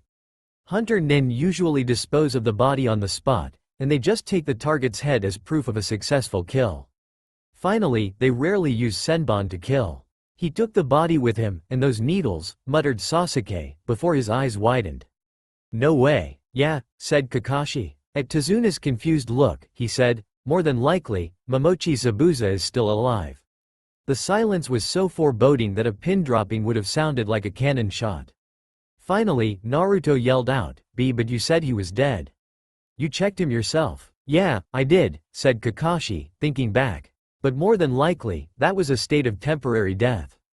Senbon have low killing rate, unless they're aimed at a vital organ. Doctors use senbon in acupuncture, so it'd be an easy thing for a hunter nin to put someone in a state of temporary death, since they know human physiology very well. That brings me to the second point, he said, bowing his head. That hunter nin used senbon to kill him, and then carried him off. That means that hunter nin was Zabuza's ally. His head bowed, Kakashi fell into deep thought. With Zabuza still alive, there's still no guarantee that Gato hired any more shinobi. What do you want us to do, sensei? Asked Sakura. You guys are gonna receive training, he said. Don't look at me like that, he said, catching the looks they were giving him. You guys saved me from someone who gave me a hard time, and that's saying something. But obviously, this is just until I get better. Stretching, Kakashi finished with, we should have about a week, because when someone is brought back from the temporary death, they can't move for a while until their body returns to normal. Nice, said Naruto. This sounds like fun. No it's not, came a little voice. Holy shit, gasped Naruto, but low enough so Tsunami couldn't hear him. Tazuna called the little boy who appeared out of nowhere Inari and held open his arms for a hug. Inari ran to him, saying, Grandpa. These are the people who saved your grandpa, said Tazuna, pointing at the three genin. Mommy, they're all gonna die, said Inari, pointing at the genin. Little punk, growled Naruto, leaping to his feet. When Inari said that they would definitely lose to Gato, Naruto had to restrained by Sakura, who didn't redden and asked him why he was getting mad at a little kid. Listen up, Inari, said Naruto, pointing. I'm a hero who become Hokage someday. That Gato's got nothing on me. Inari snorted and said, are you an idiot? Heroes don't exist. If you don't want to die, then leave while you still can. With that, Inari turned on his heel and went to his room. Okay, now we start training, said Kakashi. He had taken the genin to a forest and was now using crutches to get around. I assume you all know what chakra is, right? When the three genin nodded, Kakashi sighed in relief. I'm gonna teach you how to harness it correctly. But we can already use jutsu, said Sasuke. Nope, said Kakashi, looking up a tree. You guys aren't using it correctly. At their confused looks, he continued. To release chakra means to harness spiritual and physical energy in your body and mix them within you. Based on what jutsu you use, the type and amount of chakra that is released will be different. But you guys aren't using your chakra effectively. Even if you're able to release a high amount of chakra, it isn't worth spit if you can't control it properly. Any jutsu you use will be weakened or won't work at all.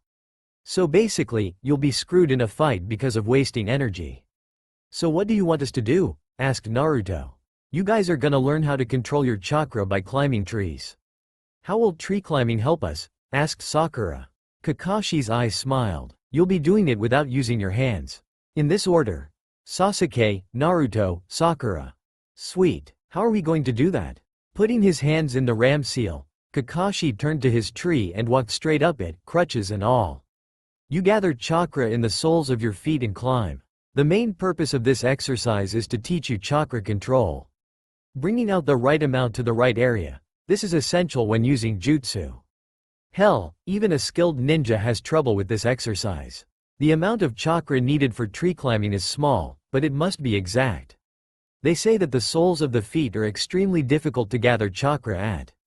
So basically, if you master this, then you can master any jutsu, in theory, that is. The second purpose is to give you stamina needed for chakra control. Depending on the jutsu, controlling your chakra can be difficult as well.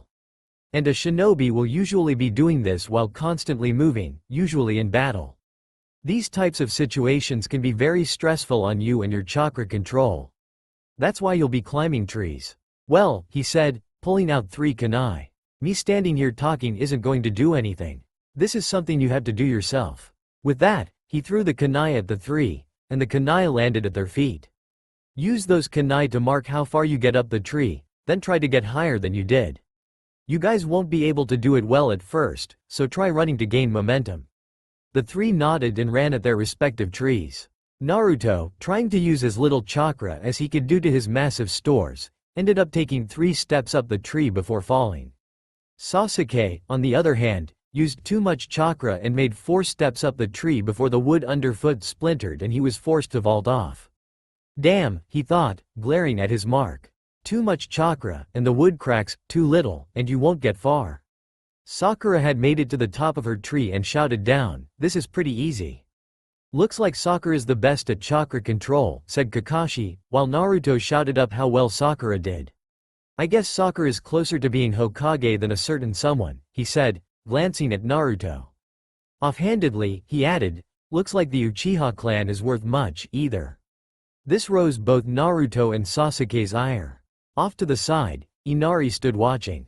Watching these retards train is sorta funny, they don't know that it's a waste of time. Meanwhile, thousands of miles away, sorry. What was meant? In a secluded yet giant treehouse, Haku kept a steady vigil over a bed-ridden Zabuza.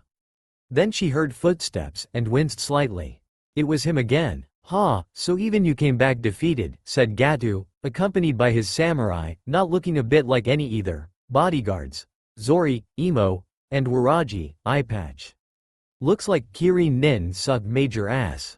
And you call yourself a demon? You make me laugh? Zabuza glared at the fat man, and Gatu's bodyguards put their hands to the hilts of their swords. Hold on a second, said Gatu, stepping forward. Coming up to Zabuza, he reached for the Nuke Nin's bandaged mouth, saying, there's no need to stay silent. With the reflexes of a high-strung cat, Haku grabbed Gatu's outstretched arm and crushed the bones.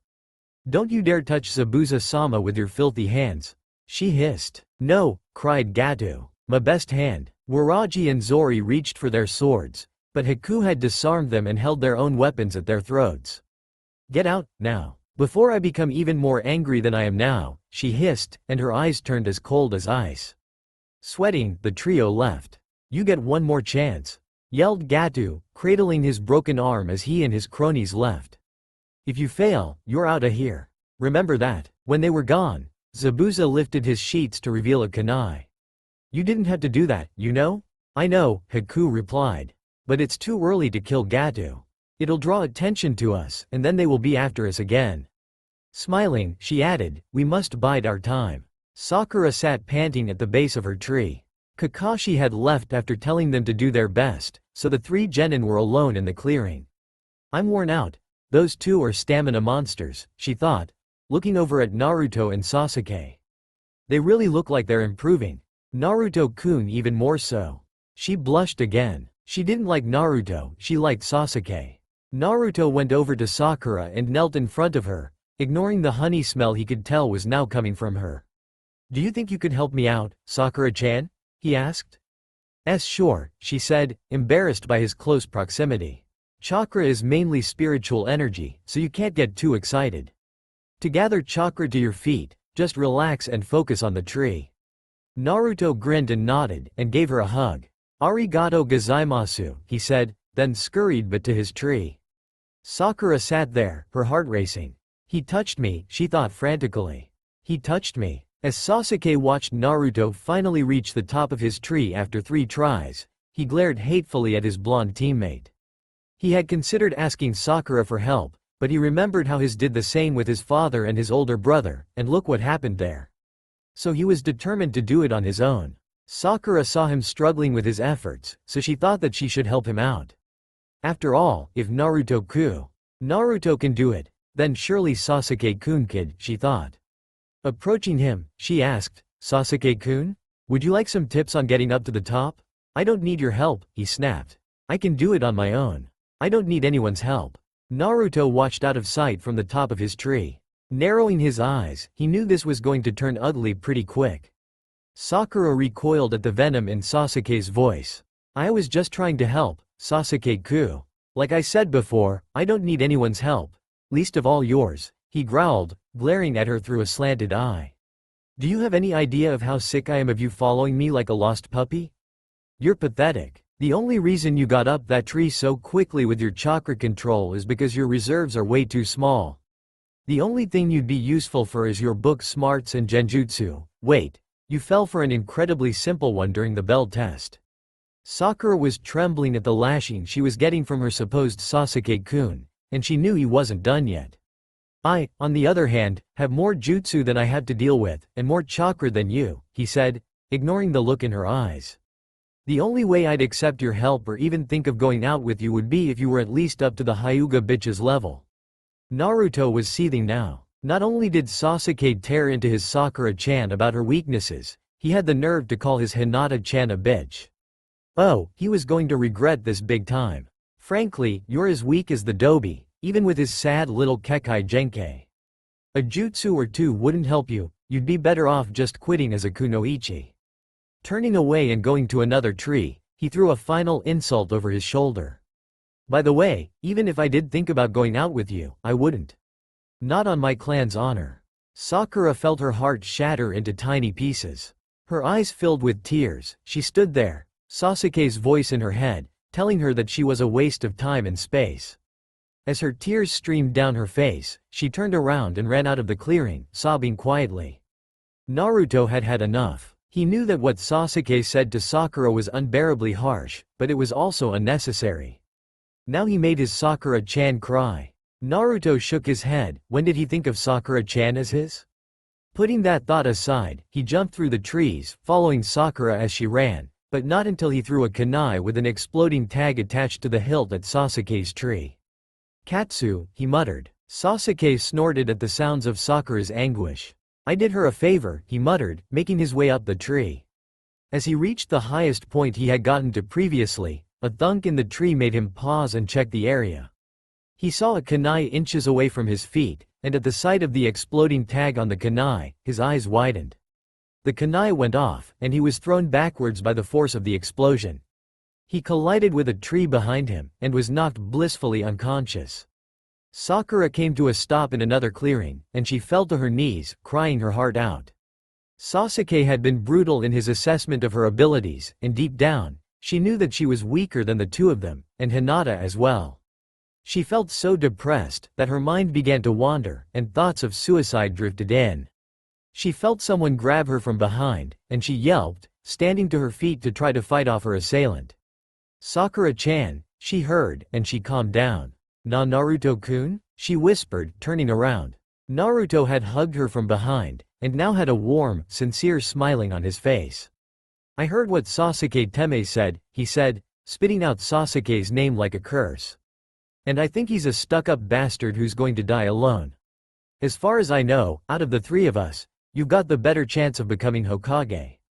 Sakura felt horrible. Here was Naruto, telling her all these things, and she knew that she was worthless. No I don't, she said, tears falling. I can't do anything, the only reason I became a Kunoichi was so Sasuke would look at me. But now, she trailed off, beginning to cry. No, said Naruto, wiping away her tears. He's way wrong. Look at me, I couldn't do a simple bunshin or henge, and I turned out just fine. So if someone with horrible control and a lot of chakra can do it, then you can too. Sakura sniffled and asked, do you mean that, Naruto-kun? Every word, and I never go back on my word, he said, stroking her back. Sakura wiped away her tears and hugged him, saying, thank you, Naruto-kun, and I'm sorry for being mean to you before.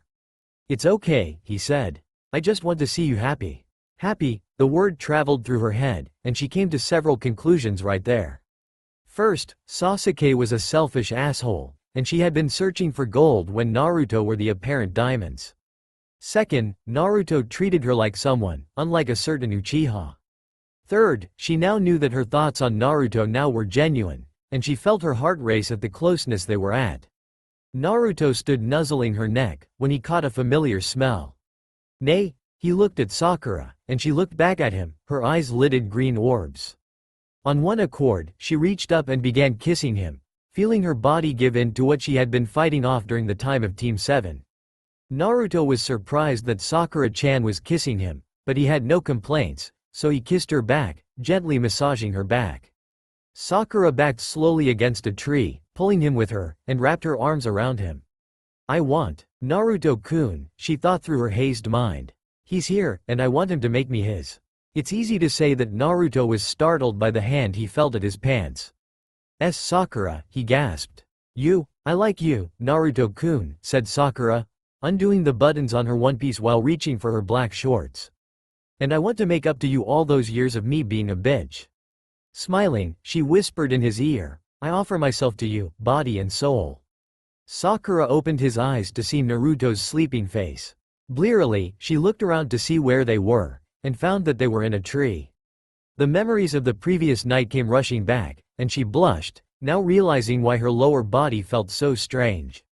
Sasuke had badly berated her, shattering her feelings about him, and Naruto had followed her and comforted her, and then the two of them made love.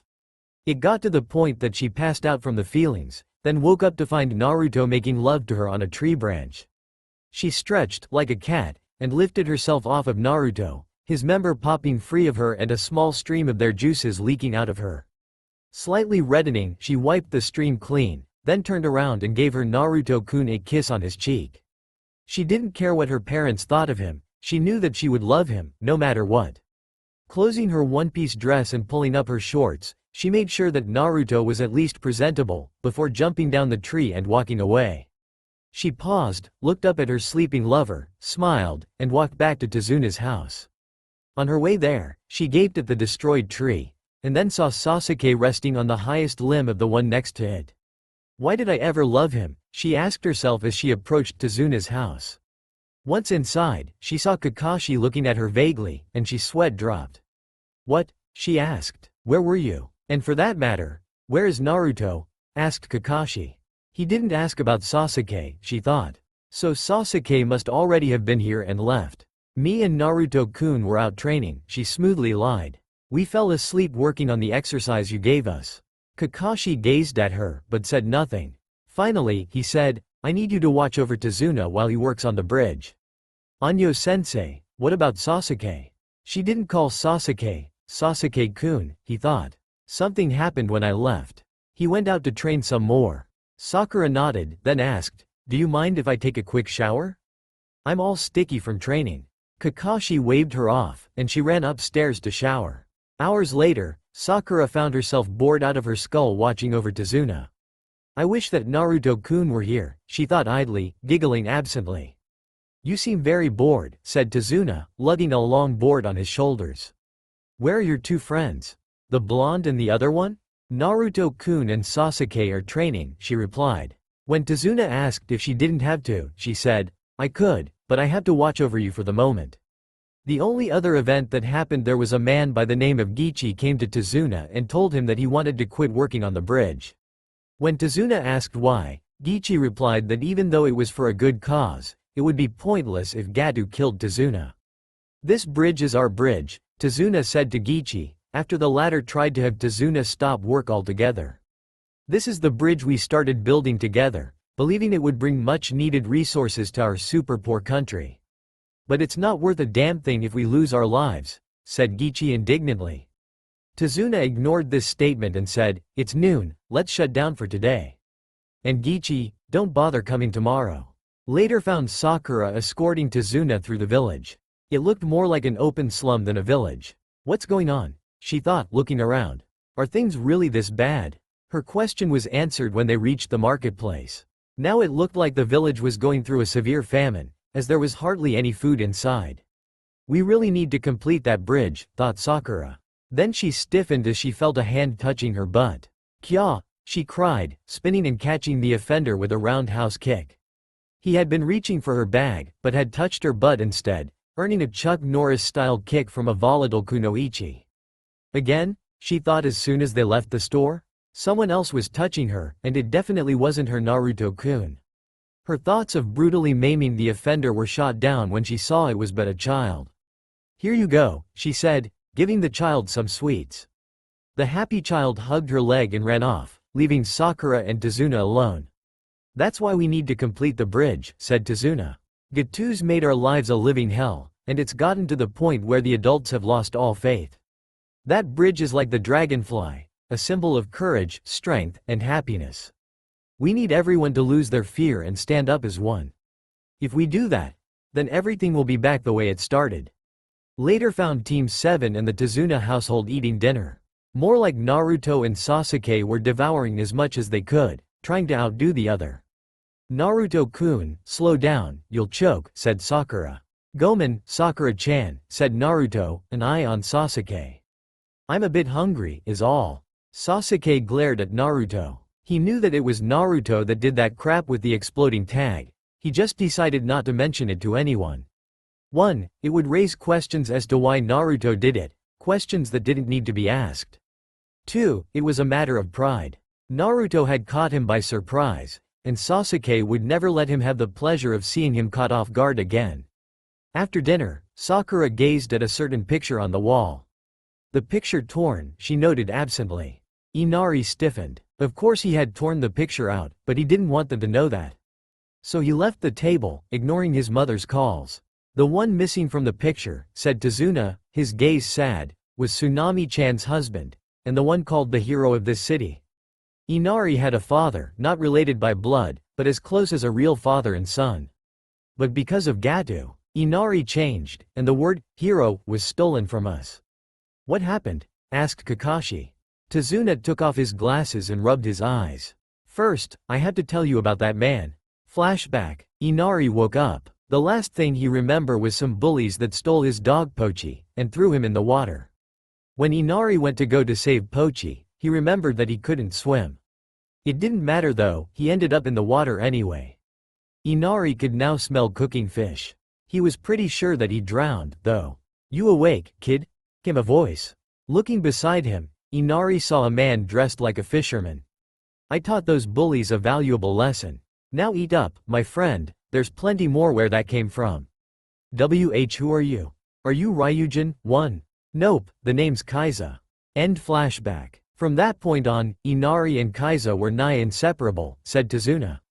He originally came here to follow his dreams, but once he met Inari, the two of them became very close. Maybe it was Inari never knew his real father, but Kaiza was like Inari's real father. Also, Kaiza was one to help out whenever he could. Flashback. "Kaiza," yelled a villager. "The rains are overflowing the dams. D area's gonna be flooded." "Not on my watch," said Kaiza, shooting up. "Inari, bring me a rope." Outside, the heavy rains had pushed a floodgate open. "This is bad," said one of the workers. "We have to tie a rope to the gate and close it." "Are you mad?" shouted another. "Those rapids will tear you to shreds." "I'll do it," said Kaiza. Ignoring the cries of, "Don't do it," and "You'll die," Kaiza tied the rope to his waist. "Worry not, Inari," he said to his surrogate son, ruffling his hair. "Your dad is invincible, because he loves this city, and you along with it."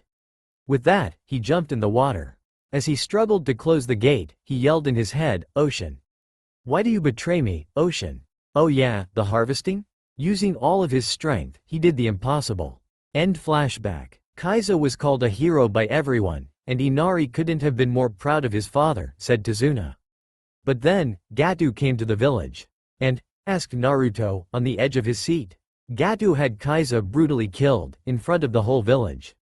The genin briefly paled. Gato said that he had been conducting terrorist activities against his company, and had him put to death, said Tazuna, recalling the sad day.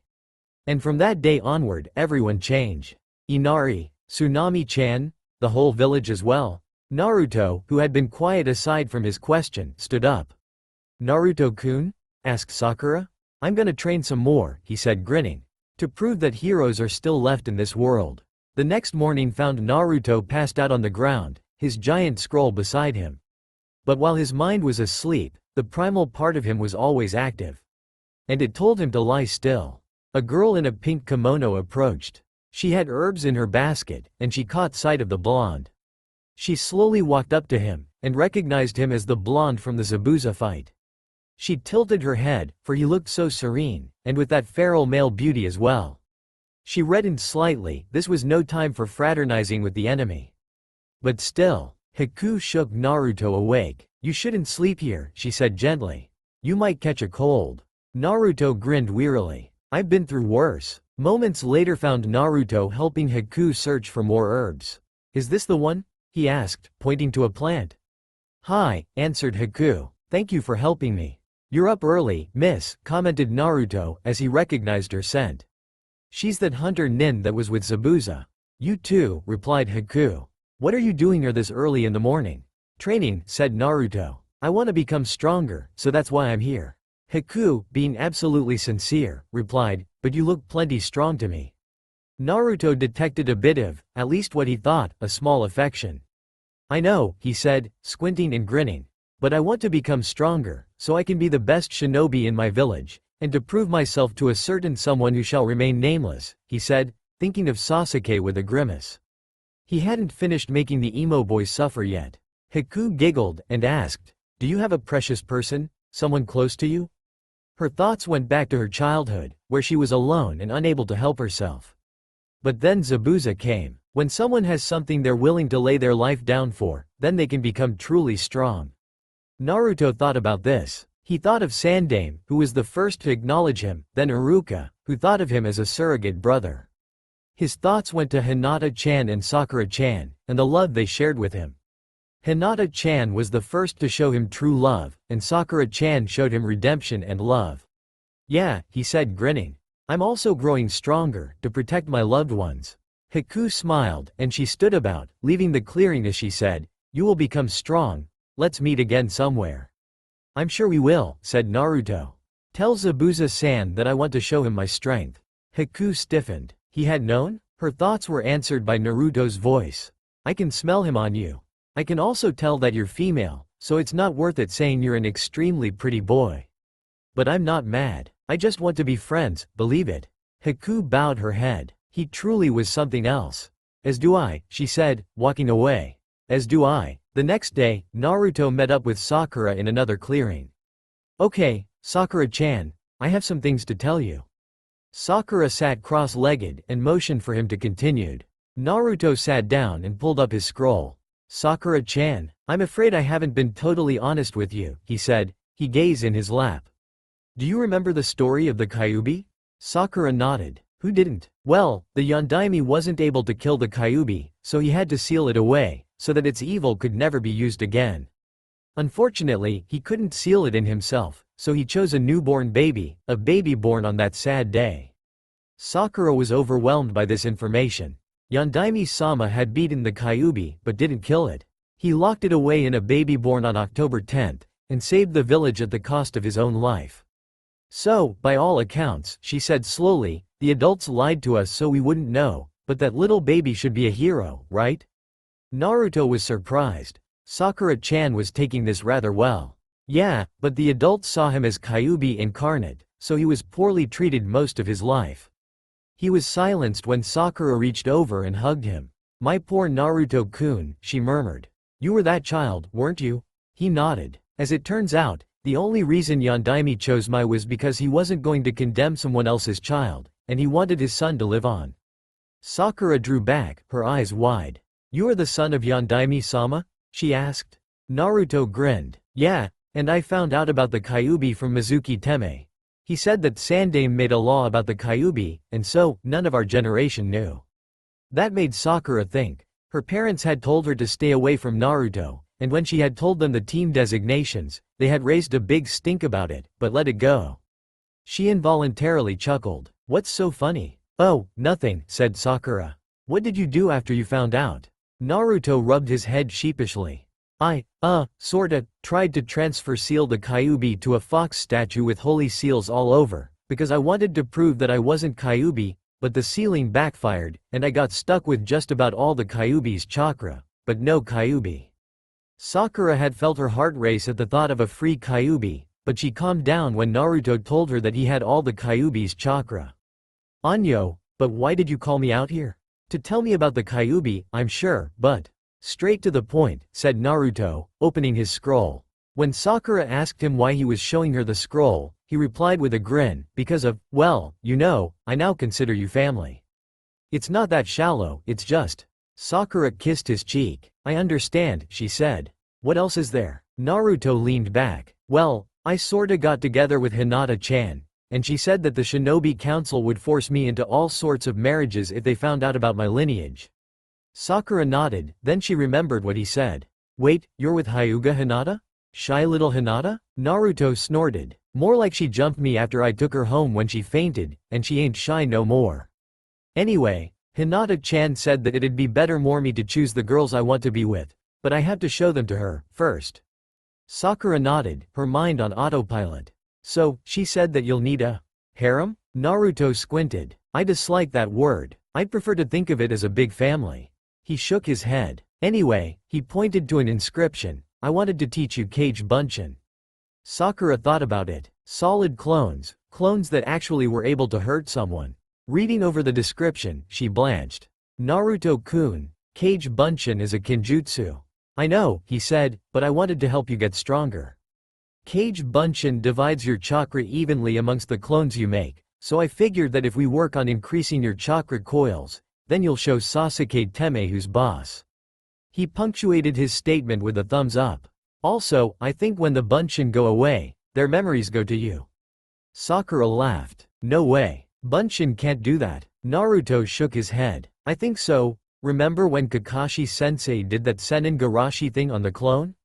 Right after the clone went poof, I suddenly felt violated and scarred for life, strangely. Naruto shivered at the memory. Sakura thought about it. It could be possible, but she need one more bit of proof. Make a clone, she ordered. When Naruto did so, Sakura grabbed the clone by the hand and walked away with it. A couple of minutes later, she came back without the clone, and sat in front of him. Well? She said. After a moment, Naruto grinning foxily. You told the clone that you wanted to visit my house when this mission was over, and see how comfortable you could get. Sakura reddened. So Kage Bunshin could do that, and now, Naruto knew that she wanted to stay over at his house for comfort.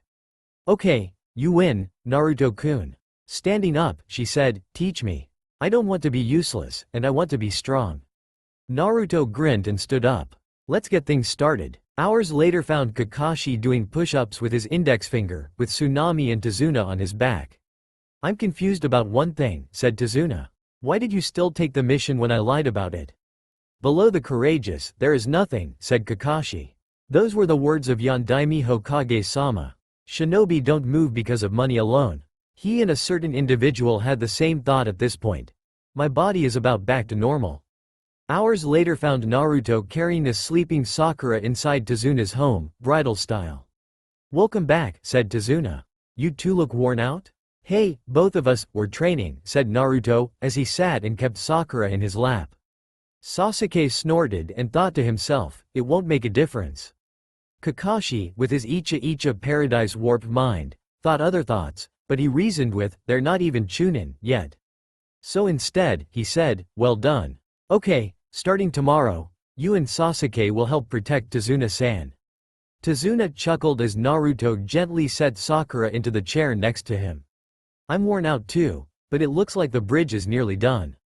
Maybe another day's work, and it'll be complete. Naruto slumped forward, drained from the training he did with Sakura. He was broken out of his stupor by a previously quiet Inari, who yelled, why do you guys even bother trying? No matter what you do, you're no match for Gatu's men. No matter what, in the face of the strong, the weak perish. Sakura, who had been rudely awakened by Inari, glared at the little boy while Kakashi, Sasuke, Tazuna, and Tsunami gazed at him with something less than shock. Whatever, came Naruto's droned voice. I'm not like you. I'd hate to be you, shouted Inari, tears streaming. You don't know anything about this country, and you don't know anything about me. I'm way different than you, you clown. You don't know how hard my life is. This clearly was the wrong thing to say, as the temperature in the room seemed to drop several degrees. Slowly, Naruto turned to face Inari, his blue eyes as cold as ice as Inari flinched. You think your life sucks? He said slowly. Except for a select few, my entire village hates my very existence. I've been through enough brushes with death to send him to come for me in broad daylight. So don't go whining about how bad your life is, because there's always someone who's worse off. He shouted the last part, then stood up and left. He paused when Sakura grabbed his hand, and when he saw her eyes, he sighed, then left the room. Later found Inari sitting on the balcony of his house, looking at the ocean under the moon. Can I join you? Asked Kakashi, who appeared behind him. When Inari didn't answer, Kakashi assumed implied consent, and sat next to him.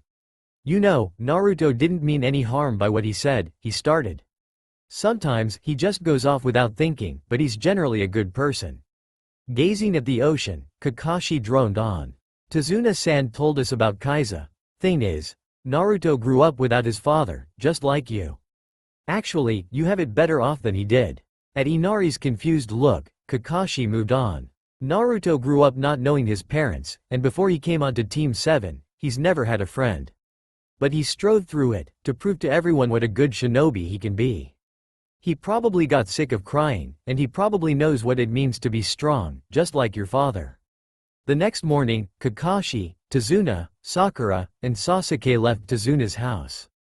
Naruto was inside sleeping, as he had worked himself to the bone. Take care of Naruto-kun, said Sakura waving. Let's super special awesome go, said Tazuna enthusiastically.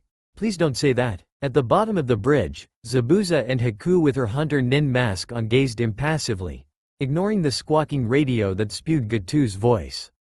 You ready, Haku? Asked Zabuza.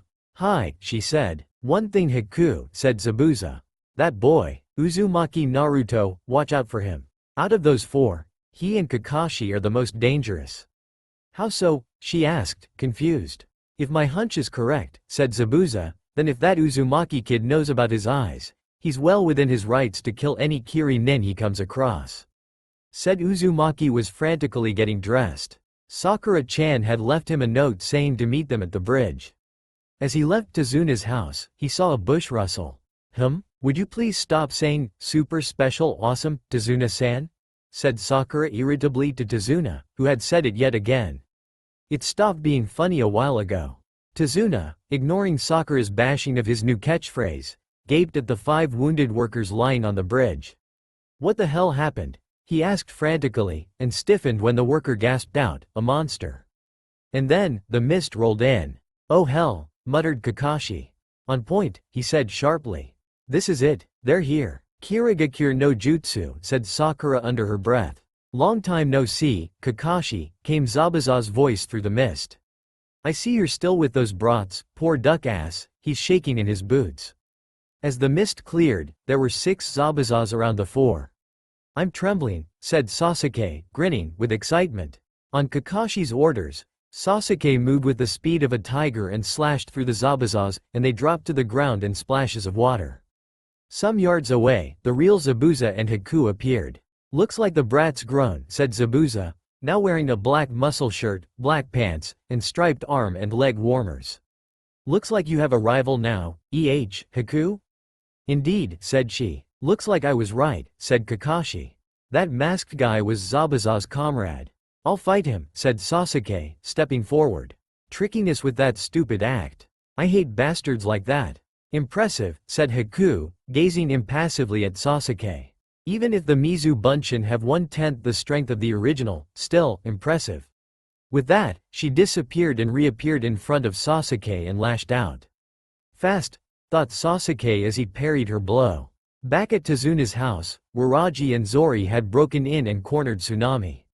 Inari came running at his mother's scream, and saw the two samurai. Mom, run Inari, yelled Tsunami. Go and get help, Gato said to get the women. Should we take the brat, too? Asked Waraji, and Zori answered, we only need one hostage. Ah, said Waraji, pulling his sword. Then maybe the brat needs to go. Wait, said Tsunami frantically. Lay one finger on the boy, and I'll bite my tongue and kill myself. You need a hostage, take me instead. Fine, said Zori. Thank your mom, kid. Inari crouched behind the wall and cried to himself. He wanted to help his mother, but he didn't want to die. Then, Kakashi's voice appeared in his head. Then Kaisa's and his family. I'm gonna be strong, he said, standing.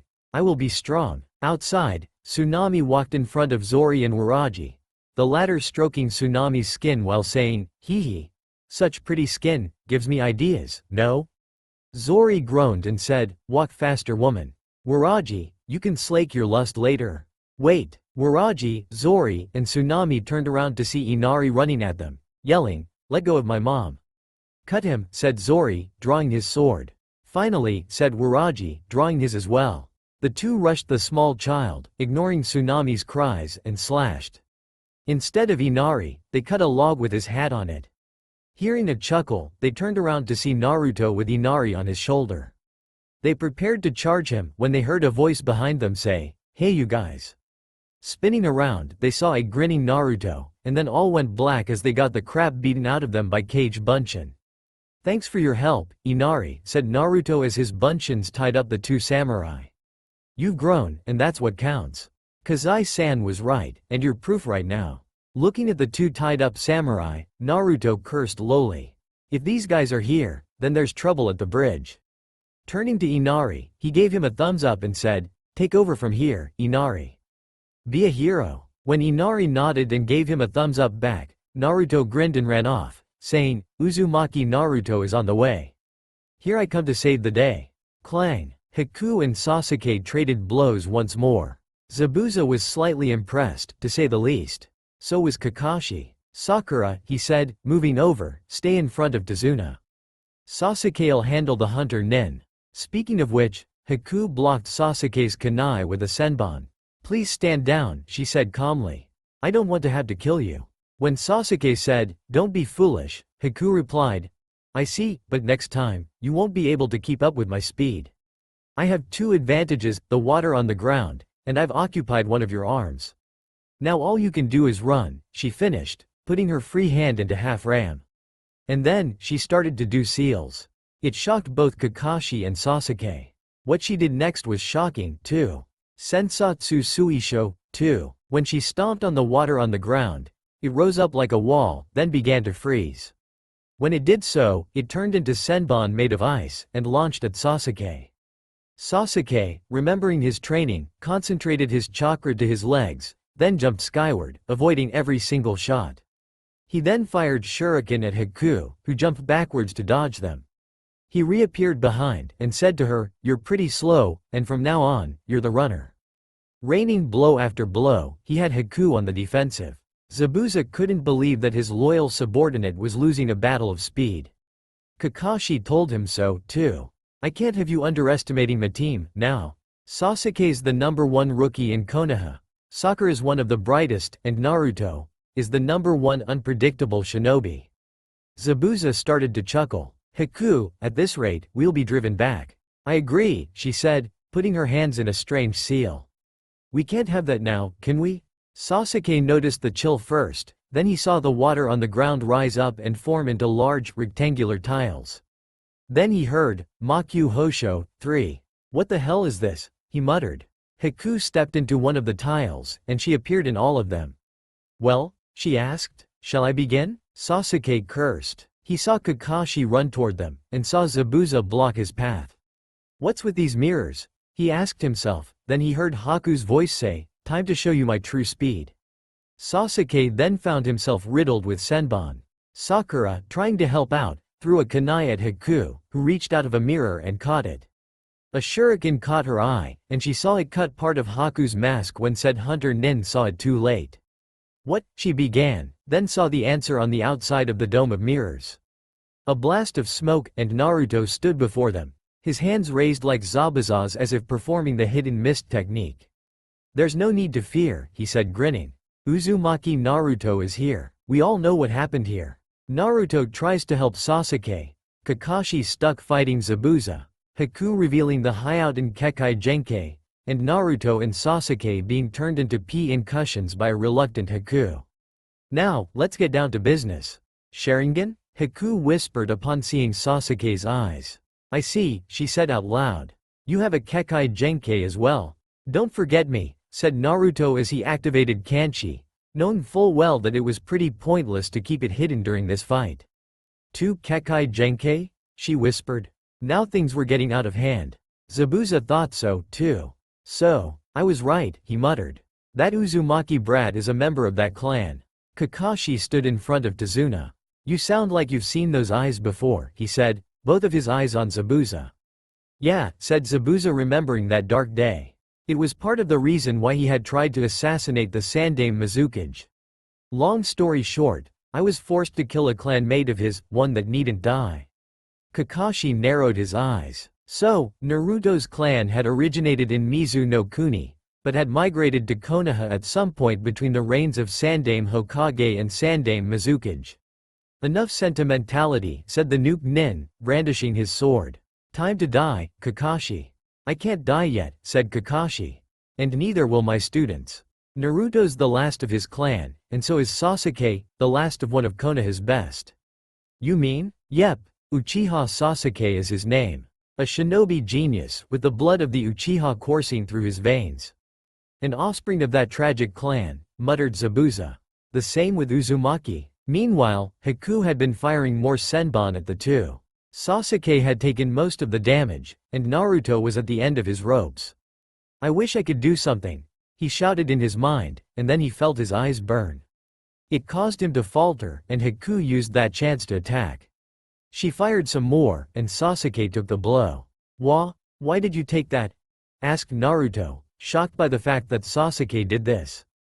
PFT, said Sasuke, smirking slightly as blood leaked from his mouth.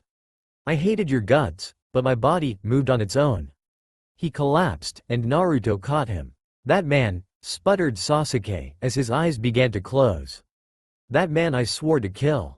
My brother, I told myself that I wouldn't die. He winced as Naruto pulled out the senbon from his neck. You're not dying, said Naruto, his eyes now a shimmering white with 3 black triangles. No one's dying, if I have my way. Haku took this moment to merge with her mirror, but Naruto glanced at her, and uttered a single word. Ranzatsu, 4.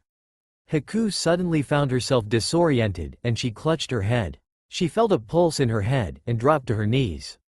She lost all sense of balance, and she felt the blood rushing through her ears, the sounds of footsteps, the shattering of her mirrors. All was a cacophony of confusion. She suddenly found herself clear, and looked up to see that Naruto had taken her mask. What? She asked, confused by how he wasn't doing anything. Tomo no Rinnegan. Kanmei, said Naruto, his shimmering white eyes turning back to his sapphire orbs. The third Tomo of my Kekkai Genkai. Kanmei. Confusion. Haku sat there on her knees.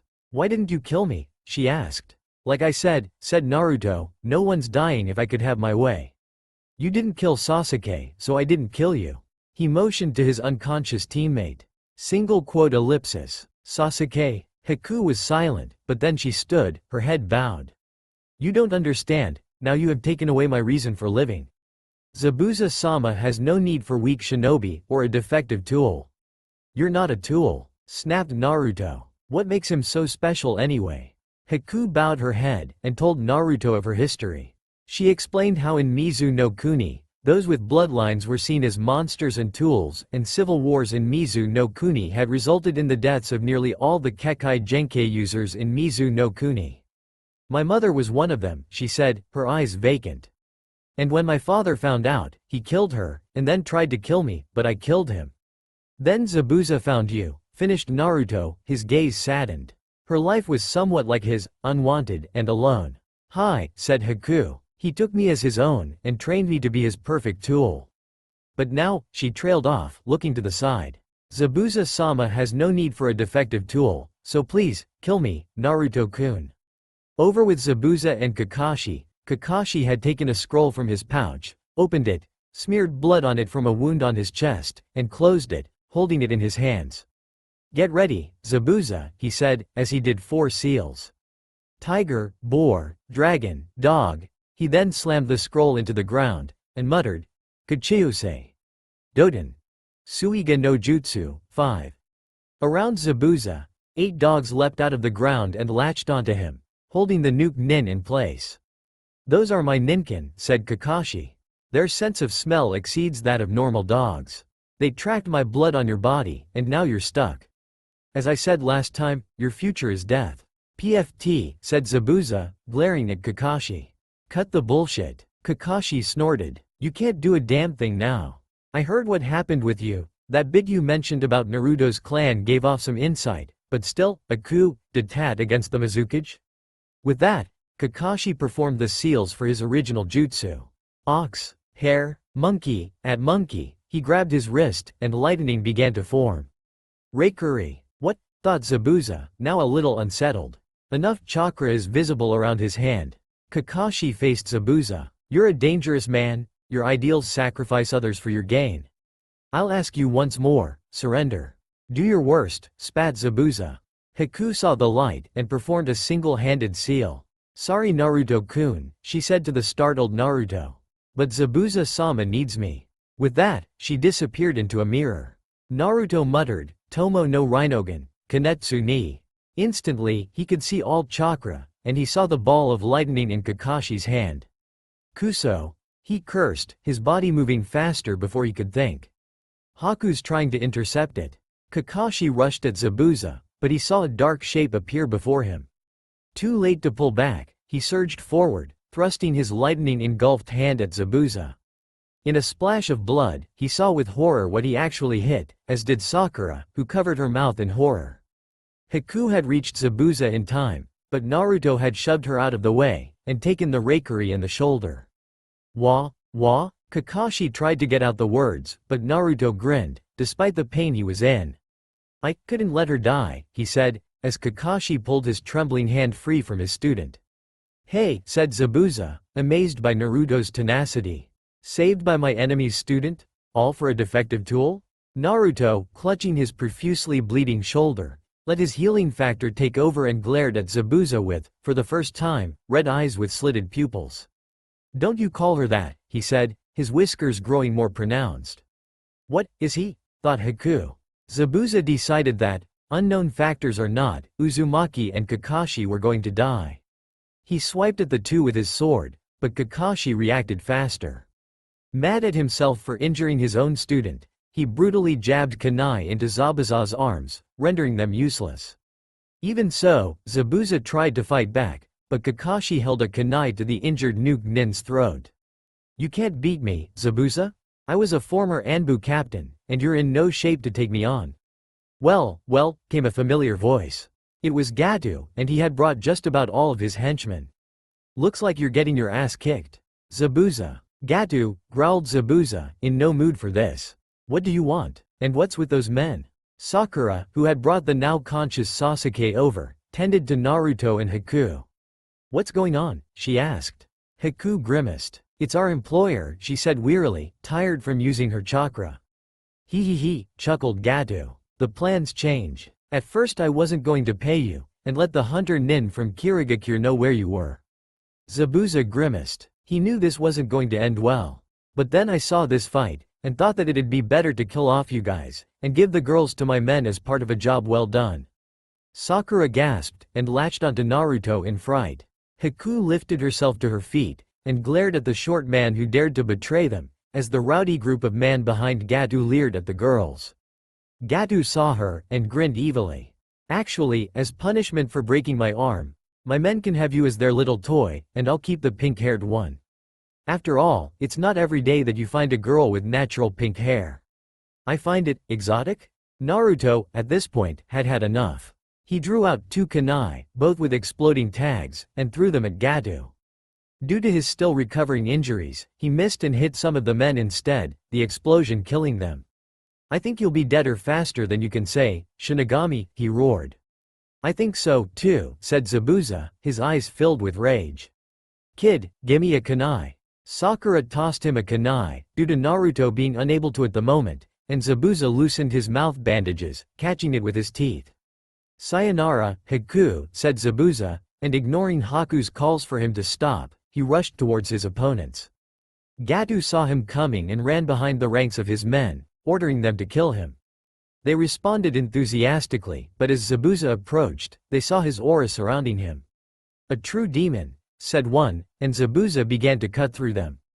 Gatu was sure that Zabuza was dead, but Zabuza proved him wrong.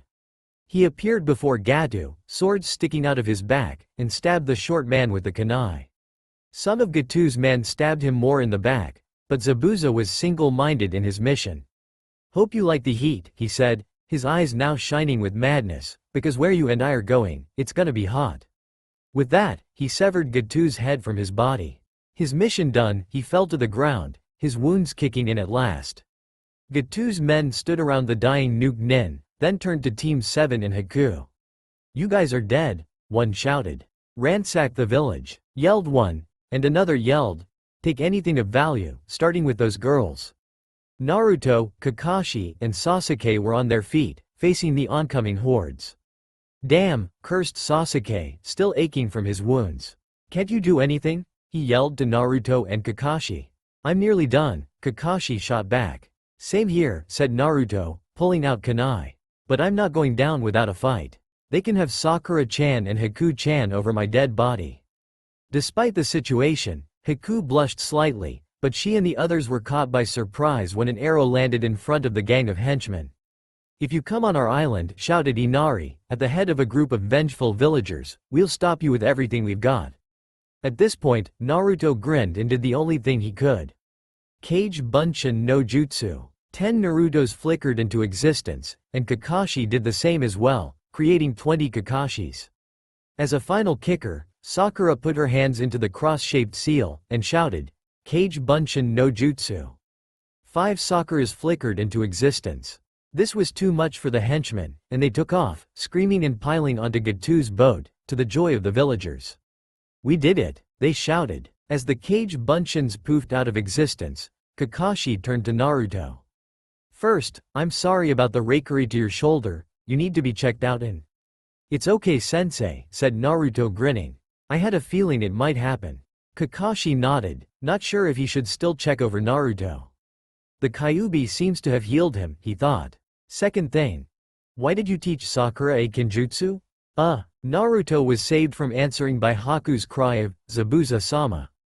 Haku fell to her knees beside the dying Zabuza, and let her tears stream down. Zabuza-sama. Zabuza wearily looked up. Haku, you've become a fine shinobi, and a fine young woman. Coughing up blood, he knew his time was short. You don't need me anymore, grow up strong, go with the Uzumaki kid, he seems decent enough. Haku sniffled and nodded. When Zabuza called over Naruto, he came over. Kid, you did good? I can see that Haku's in good hands now. You make her cry though, and I'll come back from the dead, all for the express purpose of kicking your ass. Zabuza coughed up more blood, and he knew his end was near. Kid, I want you to have my sword. Naruto was shocked. But, it's your mark. And I'm giving it to you, said Zabuza, closing his eyes. Think of it as, a parting gift, for one asking for one, seeking, atonement? Zabuza felt himself grow cold, and whispered in his mind, Kaga-chan, I hope to see you, once more. As he whispered out, Kaga-chan, Momochi Zabuza, former member of the 7 Swordsmen of the Mist, Nuke Nin of Kirigakure, and nicknamed Demon of the Mist, passed from this world into the next world. As it began to snow, Haku sobbed into her master's lifeless chest, crying his name over and over. Naruto knelt down from behind, and put a reassuring hand on her shoulder. Haku turned around and sobbed into his shoulder, and Naruto gently rubbed his hand up and down her back. 2 weeks later, after giving Zabuza a formal burial, Team 7 plus Haku departed Nami no Kuni, with the bridge completed. As the 4 shinobi left, Tazuna realized what he'd call the bridge. In honor of the boy who gave us back our hearts, and our courage, we'll call this super special awesome bridge, the ultimate ninja bridge. Grandpa, said Inari as they walked back, that's a good name, but could you please stop saying, super special awesome? It's starting to scare me.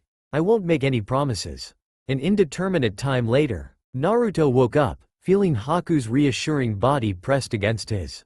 It had been roughly a week since they had returned from Nami no Kuni. Haku had been accepted by Sandaime as a Konoha shinobi, since she wasn't actually a nuke nin to begin with. Haku now lived with him, as she had nowhere else to go, and he had plenty of room. Currently, she was a chunin, and registered as a medic nin in training. Naruto got up, and kissed Haku's cheek. She moaned and smiled in her sleep. Contrary to what he did with Sakura-chan and Hinata-chan, he hadn't taken her yet, as he wanted her to finish grieving over her former master's death. But he had taken her and Sakura to meet Hinata, and Hinata was more or less pleased with his choices. Granted, she was doubtful of Sakura-chan, but Naruto was able to vouch for her, and Hinata accepted her. Naruto finished dressing, and looked at the latest addition to his arsenal. Kabikuri Hucho, Zabuza's sword, was now officially his. Naruto sealed it into a scroll marked, Kiri no Ken, because it was currently too heavy for him to carry, and it drew too much attention. Pulling on his giant scroll and leaving his compound, he made his way to the team meeting place. When he got there, he saw Sasuke leaning against the railing, looking as bored as hell. Hell, I'll be bored too after that mission, thought Naruto, as he sat on the railing. Sakura-chan wasn't there, and he wondered what she was doing. Naruto-kun, he heard Sakura saw, and he turned his head to greet her. The words never got out, because he was now gaped at what she was wearing. Sakura had her one-piece dress open, revealing a black cloth that both adequately covered and supported her well-formed B-cups, which was held up by a strap that went over her left shoulder. Below the cloth was netting that went down below her belly button, nearly touching her black shorts, and as a final touch, she had an obi belt going around her midsection. So her dress wouldn't flail, he assumed. He then noticed that she had some of her hair in a ponytail that went down past her shoulder blades. Damn, he swore, tilting his head. You look great, Sakura-chan. Sakura blushed slightly and kissed his cheek. Naruto could register Sasuke giving Sakura a look over, and slightly narrowed his eyes. Oh, hell no, he muttered, wrapping an arm around his Sakura-chan.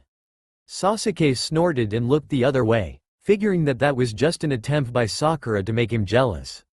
A full 2 hours passed before Kakashi appeared.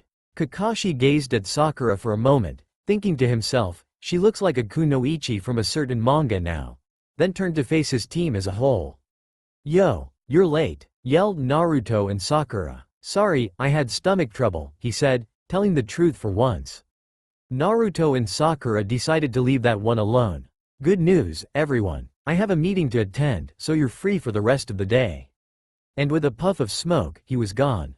Sasuke walked off, presumably to do his own thing, and Naruto and Sakura were left there. That was a waste of time, said Naruto, as he held out his hand to Sakura. Shall we go wander? Yes, let's, she answered, and the two of them walked off. Later found them walking along towards an undisclosed location, when Sakura spotted a square rock following them. Naruto-kun, she said, pulling his sleeve. There's a square rock following us. Naruto almost cried. If we pretend it's not there, it'll go away. This philosophy seemed fine, but the square rock still followed them. Sighing, Naruto turned around and crossed his arms. When is a rock ever a perfect square, Konohamaru? As soon as he said that, the rock blew apart, revealing 3 children. Konohamaru was one of them, and he was accompanied by a boy with glasses, a nose dripping, and a long-sleeved sweater, and a ginger-haired girl with a permanent blush and her hair pulled back in pigtails. Konohamaru, said the Sandaime's grandson, getting into a stance. The ginger-haired girl got into a stance as well, and said, Moegi. The glasses kid said, Udon, and as one, the 3 kids yelled, Together we are, The Konohamaru Corps. Naruto and Sakura gazed at the three, shocked at their antics. "It feels I'm dying inside," whispered Naruto to Sakura. "Don't look directly at them, Naruto-kun," Sakura whispered back. "Hey Taicho," said Konohamaru, pointing at Naruto. "You said you'd play ninja with us today. Please?" Naruto, resigned to his fate, sighed. "Okay, but not for long," he said. Konohamaru did a little victory dance, which made Naruto and Sakura sweat drop. Then, it was as if Konohamaru saw Sakura for the first time. "Hey, Taicho, who's that babe?" Grinning, he held up his pinky. "Is she this?" Naruto nodded, gladly leaving out that his Sakura-chan was one of three, potentially more. Naruto's eyes went wide at what Konohamaru said next. "Nice job Taicho, you could do better with her than that flat-chested big forehead teammate of yours." Naruto paled glanced at Sakura-chan. She was smiling sweetly, a little too sweetly, while reaching behind her back. "Konohamaru," he said, inching away. "Start running. That's Sakura-chan." Konohamaru paled, realizing that the girl he insulted was right in front of him. He took off, Moegi and Udon falling behind him. He knew the rage of girls was insatiable, and he knew he was as good as dead, Sandame's grandson or not. His thoughts were halted as he ran into a wall. Wait, it wasn't a wall, it was some guy dressed in a black outfit with a red and yellow symbol on front. A strange object on his back wrapped in bandages, strange purple marking on his face, and a cat-like headpiece that bore the Hitei 8 of Sanagakure. Next to the guy was a girl with a fan on her back, her blonde hair pulled back in 4 ponytails, and a bored look on her face. The shinobi Konohamaru ran into, now dubbed Batman, by Naruto, picked up Konohamaru by the front of his scarf, and growled out, "That hurt, you little shit." "Don't," said his blonde teammate, looking around. "We'll get in trouble." "Damn straight," said Naruto, stepping forward. Batman glanced at Naruto and then saw Sakura. Opening one eye wide, he grinned. "Hey, foxy lady, care to dine?" Went his teammate, rubbing her head. Her brother was a sucker for a pretty girl. Naruto stood in front of Sakura, baring his fangs. "Back off, Batman, she's taken." Tamari, the blonde, tilted her head. "That blonde's kinda cute, in a feral sort of way." Naruto ran at Kankuro, the one in black, and suddenly tripped. "Leaf Genin," said Kankuro grinning, "are weak." He suddenly found a large blade at his neck, and he looked down to see the blonde holding a massive sword at his throat. "You need to pay attention," said Naruto. "And I can see that you're a puppet user." Kankuro blanched, as did Tamari, when they saw Naruto. And they saw the Naruto on the ground poof into smoke. Tamari found herself being touched from behind, and turned to see the blonde that had the sword in front of Kankuro behind her. As the sword-wielding blonde disappeared, the one behind her wrapped an arm around her stomach. "Nay, Sakura-chan," he said, grinning at Tamari. "What do you think?" From the other side, Tamari found Sakura running her fingers over her front, and reddened. "I think I like her, and Hinata-chan might as well," said Sakura, smiling warmly at Tamari. Tamari was in a quandary. She hadn't even been in the village a day and found herself being hit on by a mysterious blonde, and a pink-haired girl who was obviously his girlfriend. Well, one of two, from the way it sounded. Kankuro was not impressed. "Get away from my sister," he growled, dropping Konohamaru and reaching to pull off one of the straps on his shoulder. "I can assume you know why you're all here," said Sandame to the Junin assembled before him. "It's that time already," commented Kakashi, as a bandana-wearing Senbon chewing Junin behind him said, "It's already been reported to the other countries, I saw them in the village." "So when is it?" "Roughly a week," said Sandame. "So it's official. 7 days from now, on the first day of the 7th moon, July. Probably, the Chunin exams will commence." That's all for now. If you enjoy then please like, share and do comments.